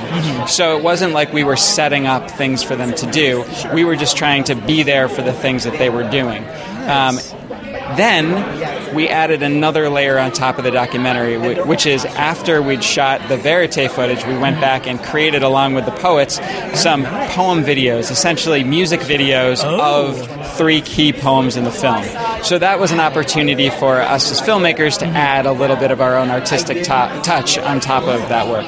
That is fantastic. I can't wait to see it. I'm very excited for it. Is it, did I already ask this, is it having its premiere at Heartland? Or It's not. Okay. This is actually our last stop on the festival circuit. Wow. We're so honored to be wrapping up here. The film actually has just had its theatrical release in New York and LA. We've qualified for the Academy Awards through that. And we have one more screening at Heartland, which is next Saturday at 5:15. So hopefully everyone will come through. Great, awesome. Well, congratulations on a successful festival run and being eligible for Academy Award consideration and everything. And and final question: since it is like the summer of 2016 and everything, is there any like inkling to kind of like revisit that, especially in the lead up to like 2020, especially with the political everything? Yeah, no, that's interesting. I think as we were editing the film, which primarily happened in 2017 and 18. Oh, okay. Because we shot it in 2016 and then started editing the next year. Gotcha. We really started to feel that this film was a time capsule for a moment in history that is very easy to forget, because every week there's a whole new world-changing event that seems to be happening. And that summer, when Black Lives Matter movement was really at its fore, a lot happened that people are apt to forget. So I think we're excited that we've been able to capture a really potent period in American history through the lens of poetry. That's fantastic. That's great. Once again, congratulations, and thank you so much for your time. That's a pleasure. And hope you have a great Heartland. I've been having a great time already. Perfect. And if people want to learn more about the film, they can go to don'tbenicemovie.com. don'tbenicemovie.com. Perfect. Thank you so much for your time. Thank you. Have a great one. Appreciate it, man. Yeah, thank you. All right, so why don't you guys introduce yourselves and then tell me about your film? Hey, I'm Ryan Gielen. I'm the producer and director of My Beautiful Stutter. And I'm Michael Alden, and I'm the producer of My Beautiful Stutter. Perfect. With Ryan. Nice. And could you tell me a little bit about the film? Sure. My Beautiful Stutter follows 5 kids from ages 9 to 18 who all have severe stutters and are suffering from everything from isolation and bullying to suicidal thoughts. It follows them through a revolutionary program where instead of people trying to fix their stutter with them, the focus is on loving yourself and loving your stutter. And that simple switch from focusing on being fluent, fixing yourself, to instead focusing on, this is my voice, listen to me, the results are profound. And so the sort of year that we followed them, we kind of tracked that journey of theirs from, as Michael likes to say, from going to bullied to bravery. Wow. He just said it all. That's incredible. What was the experience like filming it, and what attracted you guys to the project? Well, I mean, for me, I'm involved also in theater, and I'm producing The King's Speech, the original play that the movie was based on. The Stuttering Association for the Young, which is the revolutionary program that Ryan was speaking of, reached out to me because they wanted to honor the Academy Award-winning author of The King's Speech, and I asked David, he agreed, and I walked into this room with 500 people in an audience and 30 children standing on a stage willing to speak and sing and perform in public, where in the world that they live in day to day, they don't open their mouth. And the theme of that gala that honored David Seiler was called I Could Be King. Oh, and that got me, great. and then I called him and I said, come over here. Nice. That's fantastic. And it's such a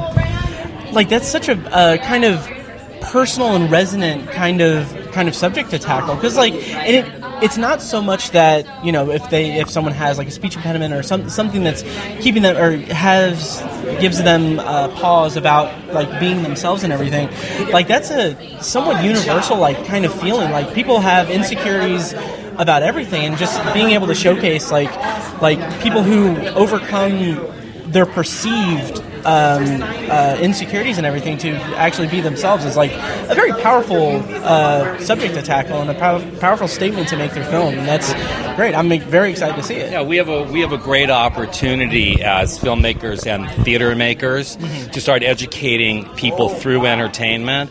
I am also guilty of not understanding the depth of the suffering and confrontation a person who stutters goes through. Yeah. I did not understand that when I got involved. Wow. We in America use stuttering as a punchline. We grew up as kids watching cartoons that stutter. You know, films that are in the comedy reel will make fun of somebody who stutters. And I didn't understand that some of those children are actually thinking about suicide because they're afraid to talk. Oh yeah, and that's one of the worst things is to not have a voice. Like that's a horrible thing, and it's really commendable to cover that in film. And final question: have you guys been at Heartland before, or no? Is this your first time? No, my luggage is right over there. I just got wow, here. That's fantastic. How's the experience been? Me rushing in the rain? Yeah, it was great. My Uber driver's GPS disconnected, and so I had to use my Waze to get here, and it was all good. Oh wow! Heartland does a really wonderful job of taking care of filmmakers. So the the Hoosier hospitality, has been amazing. So thrilled to be here and excited to come back with the next film.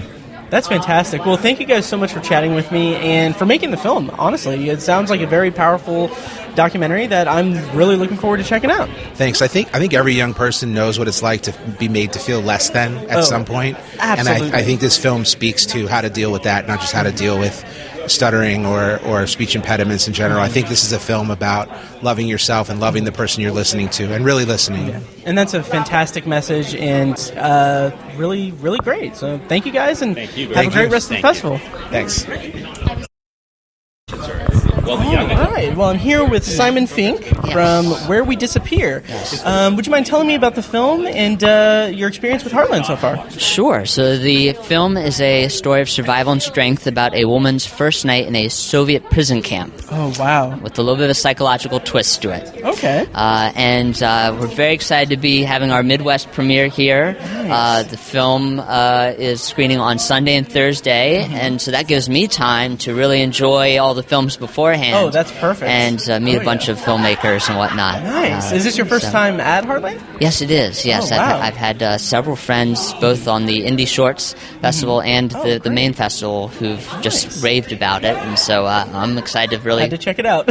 yeah, check it out in person. Nice. And so, Where We Disappear, is it a narrative or documentary? A narrative Perfect. feature. Mm-hmm. And how was and I'm sorry, what was your role with the film? Oh, a director, yes. Director, perfect. So what attracted you to this project and like how did it come about?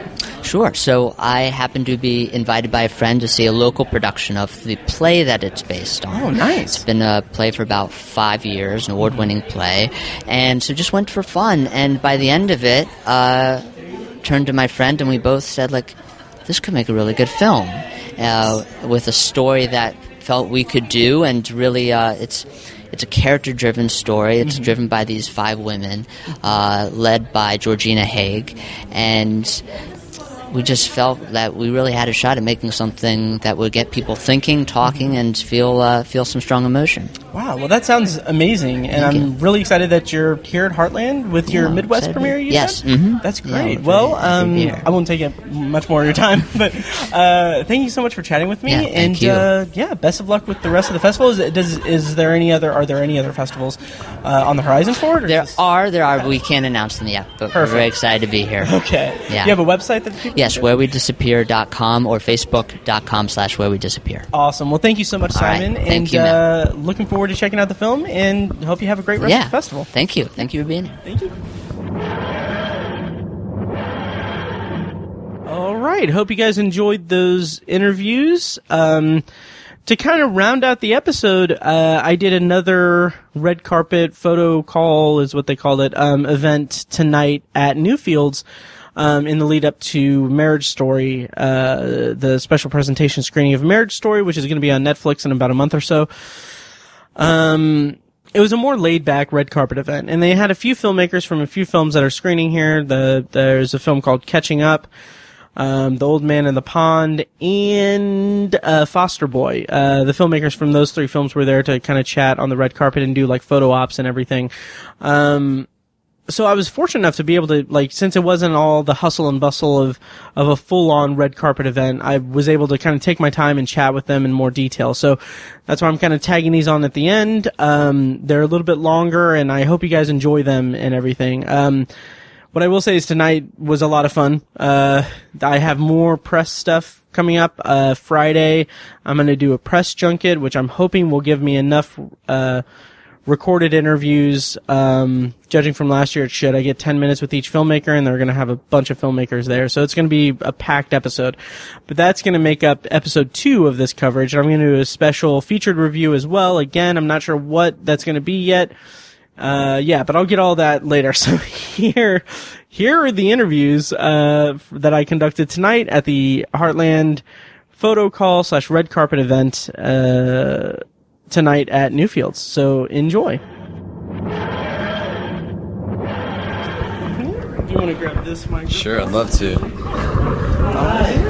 Make sure we're not tangled up. All right. My name is Matt. I'm with ObsessiveViewer.com and Obsessive Viewer Podcast. We're a local outfit out of here in Indianapolis, and we cover Heartland every year, just about. So why don't you introduce yourself and tell me about your film? Yeah, I'm Jason Mack, and I'm the writer, director, and actor in The Old Man in the Pond. I'm John Lurchin, the producer of The Old Man in the Pond. And this story is about a young man who is bleeding and on the run and ends up at this pond house where this old man lives. He holds him hostage, and they learn that maybe they're brought together for a reason. That's fantastic. It sounds amazing, and as I understand it, you just finished it. It's having its premiere? Yeah, literally, we finished the film 2 weeks ago, and we had our world premiere just a few days ago to a sold-out crowd here at Heartland, and it was pretty remarkable to see the response and to know that, like, this story that I've spent, I don't know how many hours in a dark room working on, that people, like, resonate with it. Very cool. Congratulations. Thank you. And what was the kind of inspiration for it, and how did the production go? Yeah, I mean, this story is really personal to me because it came from my father passed away unexpectedly about 4 years ago, and this story was kind of born out of that very difficult time, but my reflections on fatherhood and what a father is to a son and what a son is to a father. And so this allowed me to kind of explore that, and I dedicated the film to him. Wow. So, yeah. That's incredible, and it sounds like it's a film that's kind of right in keeping with what Heartland's all about. How's the experience been working with Heartland, being at Heartland? How's it been? It's been wonderful. I mean, they're really accommodating. Like I said, I don't think they love when you finish a movie 2 weeks before it screens, sure. But they allowed that, and they believed in the story, and I'm so grateful for that. And to, props to the audience that they've cultivated here in the past, 28 years, and that they are cinephiles. They love movies, and they want to see movies, and they want to be affected by them, and that's pretty special. Absolutely. And speaking as one of the members of the audience here at Heartland, it's really great to see passionate filmmakers showcase their work and everything, and it's fantastic. So where can people find your information online and everything? Yeah, so literally, I'm Jason Mack is my Instagram and Twitter handle, so literally at I'm Jason Mack. Nice. And at JC Lurchin. Nice. Well, great. Well, congratulations, guys, on the film and the sold-out premiere as well. It's screening again? Yes, it's screening tomorrow, October 17th, which is Thursday at 3:10 p.m. I think there's a few tickets left. Nice. So come join us. We're going to do a Q&A, and also our cinematographer is going to be in town. Perfect. So, That's yeah. fantastic. All right, great. Well, thank you guys so much for chatting with me. Thank you. Hope you have a great rest of the festival and a great festival run and everything. Thanks so much, Matt. Yep. Hi, Matt. Hi, pleasure to meet you. I'm doing well. How are you guys? Good. How are you? Good. If you guys want to take this microphone here, I can bug you with some questions. Sure. Yeah, all right. So you guys are here to promote Foster Boy. Why don't you introduce yourselves and tell us about your roles with the film and a little bit about the film itself? Yeah, I'm J. Paul D'Aretani, and I'm the producer and writer of Foster Boy. My name is Kurt Smith, and I am an associate producer and casting associate. Great. And what is Foster Boy about?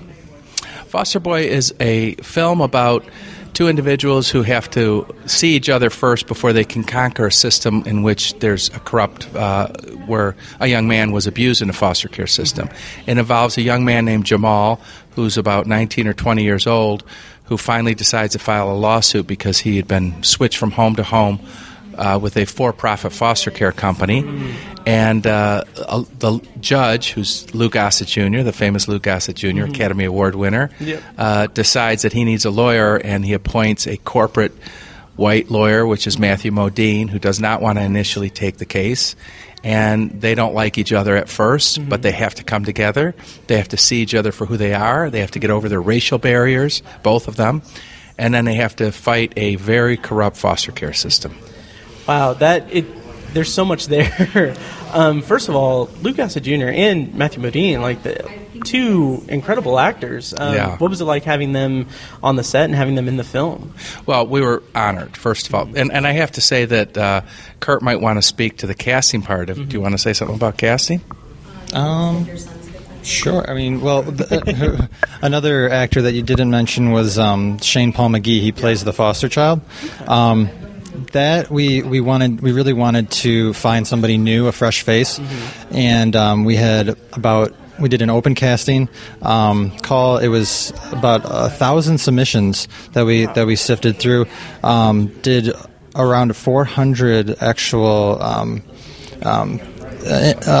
auditions. Yes, and narrowed it down. Kept narrowing it down, doing callbacks, and finally we landed on Shane Paul McGee. And I think we're really lucky to have him now.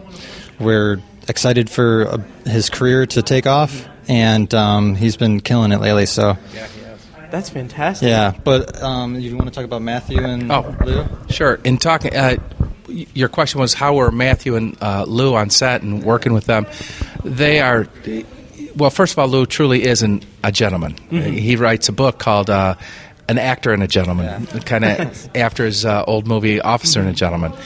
Lou is a professional every step of the way. Both of them really took pay cuts because they thought the cause was so important. Matthew was a gem on the set and still continues to work with me. He would be here if he didn't have his next project. He's always working. And he's been truly wonderful. He's very passionate about the cause and about foster kids, and he told me he didn't realize how many kids were abused in the foster care system. Yeah, and it's such an important issue. It's such an important subject matter. Like, how did you come about like tackling this subject, and what do you hope to achieve with it in terms of the finished product? Well, the reason this came, I've always liked writing, and I started my college years with in writing and acting, but then it's you decide to do something more practical. So I went to law school instead. And when I went to law school, I didn't forget that I liked writing, but it took many years, and I finally had to have some free time. I wound up writing a couple plays, and they did pretty well. And I went back to school for my MFA, my later years, and then decided to write what I know based upon a professor saying, write what you know. And the cases I worked on, especially the foster care cases, which I continue to work on. In fact, I have a trial in another month in Ohio. Wow. I try these cases all over the country. And our firm, which is my firm, Darratani Firm, we have continued to battle it. And I wanted to get the word out. I wanted to make a difference in the foster care world. To me, it seems incredible that we have a foster care system where companies make a profit on it. Yeah, that is heartbreaking. It is purely heartbreaking. Children shouldn't be products. Exactly. It changes the motivation of the organization from providing care and service to monetary gains. Yeah. Oh yeah. And it's just I've heard horror stories about just foster families just like taking on another kid strictly for the profit of it, and it gives them more months or more money, and it's just and I want to speak to that because most foster parents are good people. Yeah, and the system is obviously they have to be reimbursed if I suppose they're taking on this, and it's tough. Yeah, but it's the companies, the corporations. Some of them were getting contracts with the state where they'd make so much money per child, so $3,000 or $5,000 per placement. They would make more money if the placement failed, because if the placement fails, they place them in another home, and it fails again and again, and then they're working for a check. Yep. Yeah, and it's really heartbreaking. Of course, like there's abuse that happens as well, and that's something that's just tragic and you horrific. Got it. Yeah. So I commend you for all your work to kind of bring that to the forefront and in the courtroom and on film.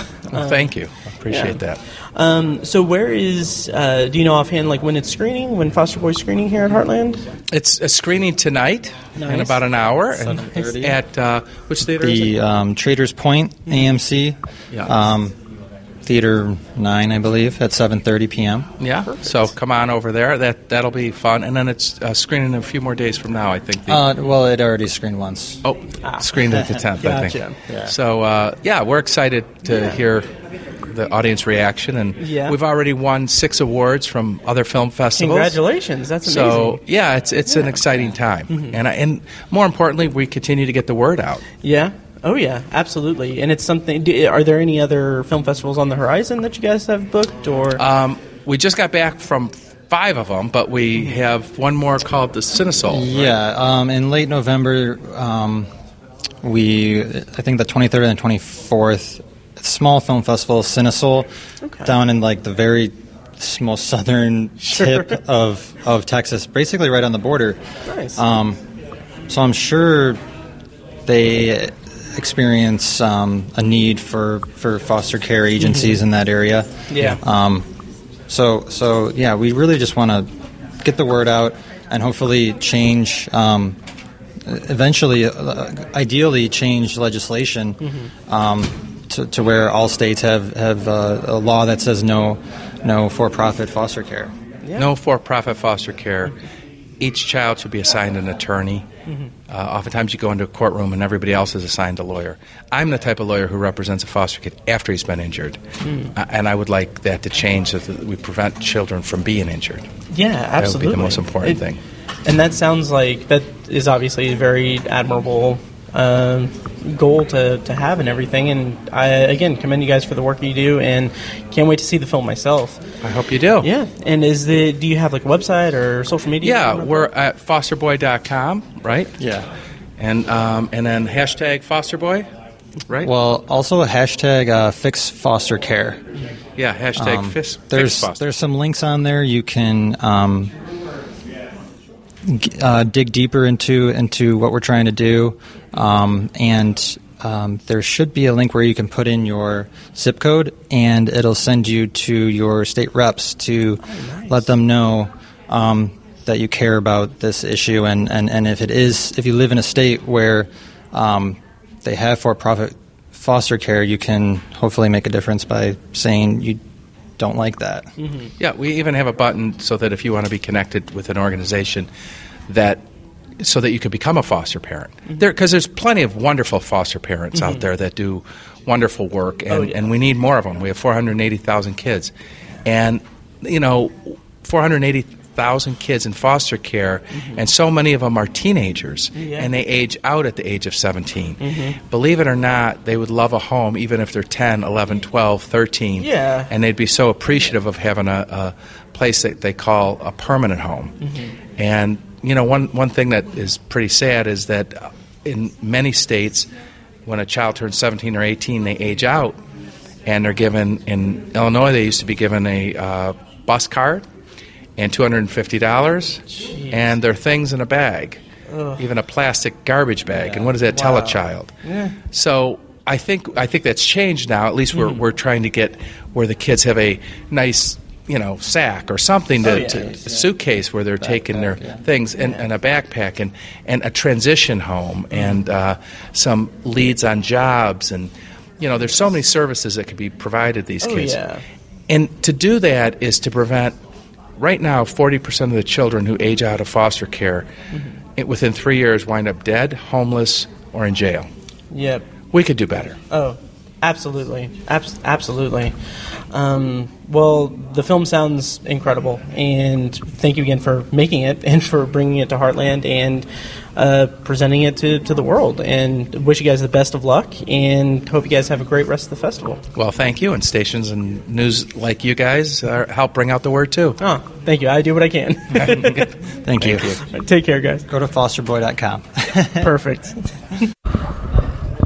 All right.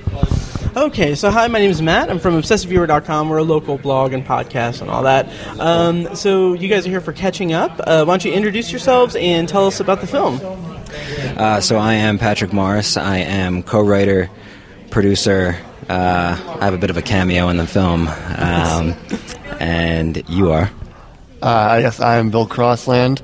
I'm a producer. I directed the film. I also have a leading part in it. And me and Patrick wrote it together. Nice. And so what's the film about? Yeah, it's sort of an 80s style dramedy about a romantically inexperienced man with muscular dystrophy who falls in love with an able-bodied woman. Okay, interesting. And what drew you to the project? Like, what was the inspiration, and like, how was the production in general? Well, I mean, yeah, we've been working on this for a while, coming back to it, writing together. So, I mean, pretty much since college when we started being writing partners. So we developed it for a long time. Finally, got an executive producer on board who wanted to help us push it across the finish line. And, we shot it last summer. Took a while to do post, get it where we wanted it to be. And now we're here. This is our first festival at Heartland with the film. So it's been a cool experience so far.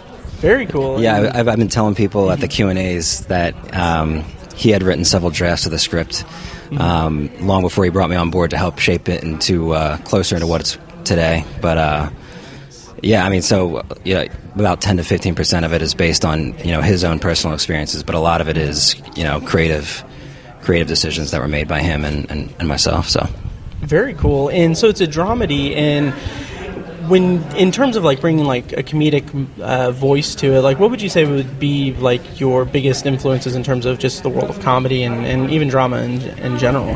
Yeah, I mean, I had a few specific kind of references for the style of this going into it that we talked about. Definitely, like I said, 80s movies like John Hughes movies, coming of age stories with those strong characters. I'm also a big fan of Ed Burns movies, like relationship comedies with a lot of witty banter, that kind of stuff. So we have a lot of fast-paced dialogue, kind of old-school screwball stuff at times. Nice. Yeah. Very cool. And so how's the experience been with Heartland? You said that you've done some Q&As. Has it screened? How's it been here at Heartland? Yeah, we premiered 2 days ago, and then apparently we generated some pretty positive buzz. Very cool. Our audience doubled in size by the time we had our second screening earlier today. That's fantastic. But we've gotten a lot of positive responses, and it's been pretty exciting to hear when people come up to us after the Q&As and tell us how much they enjoyed it. But yeah, we've been enjoying the pretty laid-back atmosphere here at Heartland. It's pretty different from we took our short to Sundance a few years ago. So it's kind of like night and day in terms of the energy and intensity level. Yeah. It's high intensity over there. I can imagine. Yeah. So it's been nice and kind of relaxing here and very hospitable. And thank God we didn't totally bomb. Yeah. Right. Well, it sounds incredible. Like that's a type of movie that I'm all about. Like kind of a coming of age drama comedy kind of thing. Is like you said. It harkens back to like 80s John Hughes movies. It's like, yep, that's my childhood. Exactly. So I'm very excited to check it out. Is it screening anymore at Heartland, or? Sadly, it's not screening here again. Okay. But hopefully we'll be around for a while. Yeah. We actually screen next Monday, Tuesday in New Orleans, the New Orleans Film Festival. Yeah. So that's our next stop. Nice. All right. Well, do you guys have social media handles or websites that you want to throw out? Yeah, we have a Twitter page for the film. It's at Catching Up Movie. Then we're also on Facebook. You can find us by searching Catching Up. I think it's Catching Up a Movie. And yeah, those are the two spots where you can follow the progress, and we'll be posting stuff on there about our festival journey. Perfect. As it were. Perfect. Well, congratulations on the film, and congratulations on the successful screenings and everything. Hope you guys have a great rest of the festival and rest of the festival run for the film, and can't wait to see it. Thank you so much. Thanks. Yeah, Thanks a lot. Yep, thank you. All right, guys. Well, that does it for this first installment of our coverage, our podcast coverage of Heartland Film Festival 2019, the 28th Heartland Film Festival here in Indianapolis. Hope you guys enjoyed these recordings, and I really hope you guys, seek out these movies and seek out these filmmakers and kind of follow their journey and everything, because independent film is really incredible. Like, I love it so much, and I love chatting with these people and getting to hear their passion and everything. So I really hope you guys enjoyed this and you guys check out their work and everything. My plans for the rest of the festival. So I have a press junket that I'm doing Friday, which I think I just talked about. But that's going to be a lot of fun. I'm going to have a lot of content that I'm going to have for the second episode of this thing. If you guys hear a noise in the background, my cat is playing with her toy. It's very loud. So basically, I kind of want to end this episode by just giving you a rundown of what's to come on the podcast as far as Heartland is concerned, and where you can find more of our extensive-ish coverage of Heartland. So, first of all, the plan that I have for these 4 Heartland Film Festival episodes of the podcast are as follows. So you just heard the episode 1, a lot of fun, I hope, just red carpet interviews and a Whelm review. The next episode is going to be my press junket interviews that are going to happen on Friday. And then I am also going to do another featured review. I'm not sure what I'm going to review yet, but I've seen a lot of movies that I really like, so it's going to be a really fun review to do. You guys can expect that episode to be posted hopefully Saturday morning, so it's a quick turnaround. We'll see, fingers crossed and everything. But that's not the end of the coverage for Heartland, so I'm planning 2 more episodes after that. I'm thinking that those may be the only filmmaker interview episodes I do, but what I want to do is the next 2 installments. So I'm planning 4 episodes, as I said. Episode 3 will hopefully be a featured review of another movie at Heartland, and then also just a rundown of basically everything that I've watched at Heartland, all the official selections and all the movies that are screening, all the finalists and everything that I saw.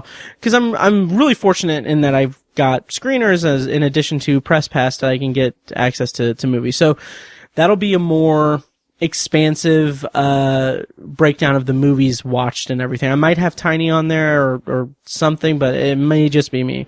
But you can expect that next week after the festival concludes. And then I'm going to have 1 more episode, bringing the total to 4 for those who are keeping count. Or have listened to me say there are going to be 4 episodes, like, all night. That 4th episode is going to be a featured review of probably of the closing night film, I'm sure, Just Mercy. And then I'm going to basically break down all of the special presentation films that I saw. I'm hoping to have seen 5 by the end of the festival, including Just Mercy. So, look out for that. This is a very exciting time. It's my favorite time of year. Even though we're not doing Sharktober in Irvington this year, it's still my favorite time of year because it's Heartland, and I love this for what it does to the city and how it makes me feel about being just a film fan and getting the chance to talk to so many creative people and interesting people who are very passionate about their work. So stay tuned for that. And now, before I let you go, I just want to give you guys a breakdown of where you can find more of our coverage. So it's not just podcasts this year, which is exciting. I'm actually writing reviews on the website, obsessiveviewer.com. And Ben, our previous guest on the podcast, future guest on the podcast, and contributor to the website, he is also writing reviews, which you can find on obsessiveviewer.com. There's a contributors tab. Actually, there's a tab that's film festival coverage, Heartland Film Festival, and then you can go to HIFF2019, and that'll give you all of the posts related to this year's Heartland Film Festival, so you can kind of sift through it. In addition to that, you can go to my Twitter account at ObsessiveViewer, and you'll find a threaded tweet of all of the each piece of coverage that we post gets its own individual tweet in the thread, so you can kind of sift through that if you don't want to go onto the actual website. Find that at Obsessive Viewer. In addition to all of that, I am also doing capsule reviews on Letterboxd of everything that I see. So go to letterboxd.com, go to my profile, Obsessive Viewer, and if you go to my lists, you'll see movies watched at HIFF2019 or Heartland Film Festival 2019, whatever it's titled. What you'll see there is a breakdown of all the movies that I watch at Heartland, and each thing will have a link to my full review on the website, and if you read my actual check-in on my diary, you'll see a capsule review of kind of an immediate reaction. And speaking of immediate reactions, my cat is really, really playing with that toy. Speaking of immediate reactions, I am doing vlogs for Patreon supporters. So if you pledge $5 or more, you get access to all of the videos that I've recorded in my mom's car, my apartment, in anywhere. So you get access to that, me rambling on about my experience at Heartland each day. And then also, if you pledge that much, and if you pledge it, you also get access to our immediate video reviews of movies that we see in the theater. We have a sizable amount of movies there. Brittany runs a marathon, Joker, movies that I'm forgetting because I'm sleep deprived because I've been covering this film festival all week. So do that. If you just want to donate or pledge $1, you get access to a special RSS feed that gives you access to Patreon exclusive content and everything. You guys know that spiel. So anyway, if you pay, if you subscribe or support us at $5 or more, you get access to the videos as well as the RSS feed for the special Patreon stuff. Just us bullshitting and everything back and forth. So that'll do it for this first installment. I am ready to get this released. Man, I'm excited. So I hope you guys enjoyed this, and we'll have more from Heartland in the coming days. Thank you guys for supporting us, and thank you for listening. And let Heartland know that you're listening to this. Like, tweet at them and say, oh, hey, Obsessive Viewer did a great job. That'd be really nice. I'd really appreciate that. They're at Heartland. Yeah, follow Heartland, by the way, at Heartland Film on Twitter and, Instagram and Facebook and all that. Use the hashtag HIFF28 and, hashtag OV at Heartland or something. I don't know. You don't have to tweet at them, but if you do, I would really appreciate it. So anyway, that'll do it for this episode. I'm running on fumes. Thank you guys for listening, and I will see you next time.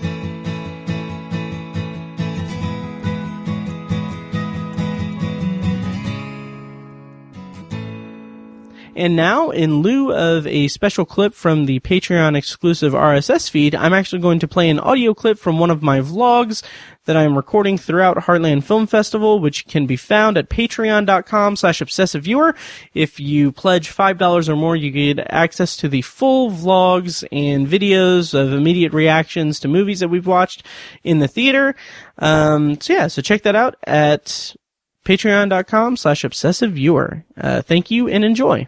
But he has this kind of measured tone to him that is, it's not necessarily an emulation of Fred Rogers, but it is pretty close to it. Like, he's got that cadence and that tone and that the texture and the I don't know, texture of it. Compassion, that's the word I'm looking for. He's got the compassion of Fred Rogers down pat in the movie. And Matthew Rice does a great job as well. He's a guy that's kind of a cynic who... The Obsessive Viewer podcast is edited and produced by Matt Hurt and presented by ObsessiveViewer.com. For a full archive of our episodes, go to ObsessiveViewer.com/OV archive. You can also like our Facebook page and join the OV Facebook group at facebook.com/TheObsessiveViewer.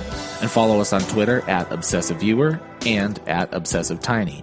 And follow our recurring co-hosts at I Am Mike White, that's me, at R.A. Feckus, and at Burger_Lurker.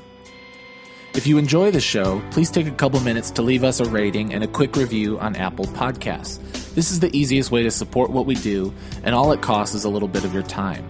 If you'd like to donate to the podcast, you can make a PayPal donation at obsessiveviewer.com/donate, or support us on Patreon for recurring donations and access to commentary tracks and B-roll audio recorded exclusively for patrons at patreon.com/obsessiveviewer. Every donation goes toward paying the fees to keep the podcast running and is greatly appreciated. For official Obsessive Viewer merch, including shirts, mugs, phone cases, and more, visit our TeePublic store. You can find a link to the store in the show notes of this episode and at obsessiveviewer.com/donate. Or you can simply search for Obsessive Viewer at teepublic.com, T-E-E, public.com. For information about our annual live event showcasing short horror films from local filmmakers, check out shocktoberInIrvington.com. And for an archive of all our events, as well as news about potential future events, head over to obsessiveviewer.com/live. For more podcast content, you can find Anthology, Matt's solo podcast covering The Twilight Zone, and other classic and contemporary science fiction anthology TV shows at anthologypod.com and on Twitter at OVAnthologyPod. You can also find Tower Junkies, a podcast where Matt and Tiny share their love of all things Stephen King and his magnum opus, the Dark Tower series, at towerjunkiespod.com and at towerjunkiespod on Twitter. And finally, check out The Secular Perspective, Tiny's side project podcast, which tackles current events and life's big questions from the perspective of secular hosts Chad and Amanda at thesecularperspective.com. The theme music for The Obsessive Viewer comes courtesy of the band Loudlike from their EP Mistakes We Must Make. Additional bumper music is provided courtesy of As Good As It Gets, which can be found at facebook.com/asgoodasitgetsband. Thank you so much for listening, and we'll see you next time. Kitty!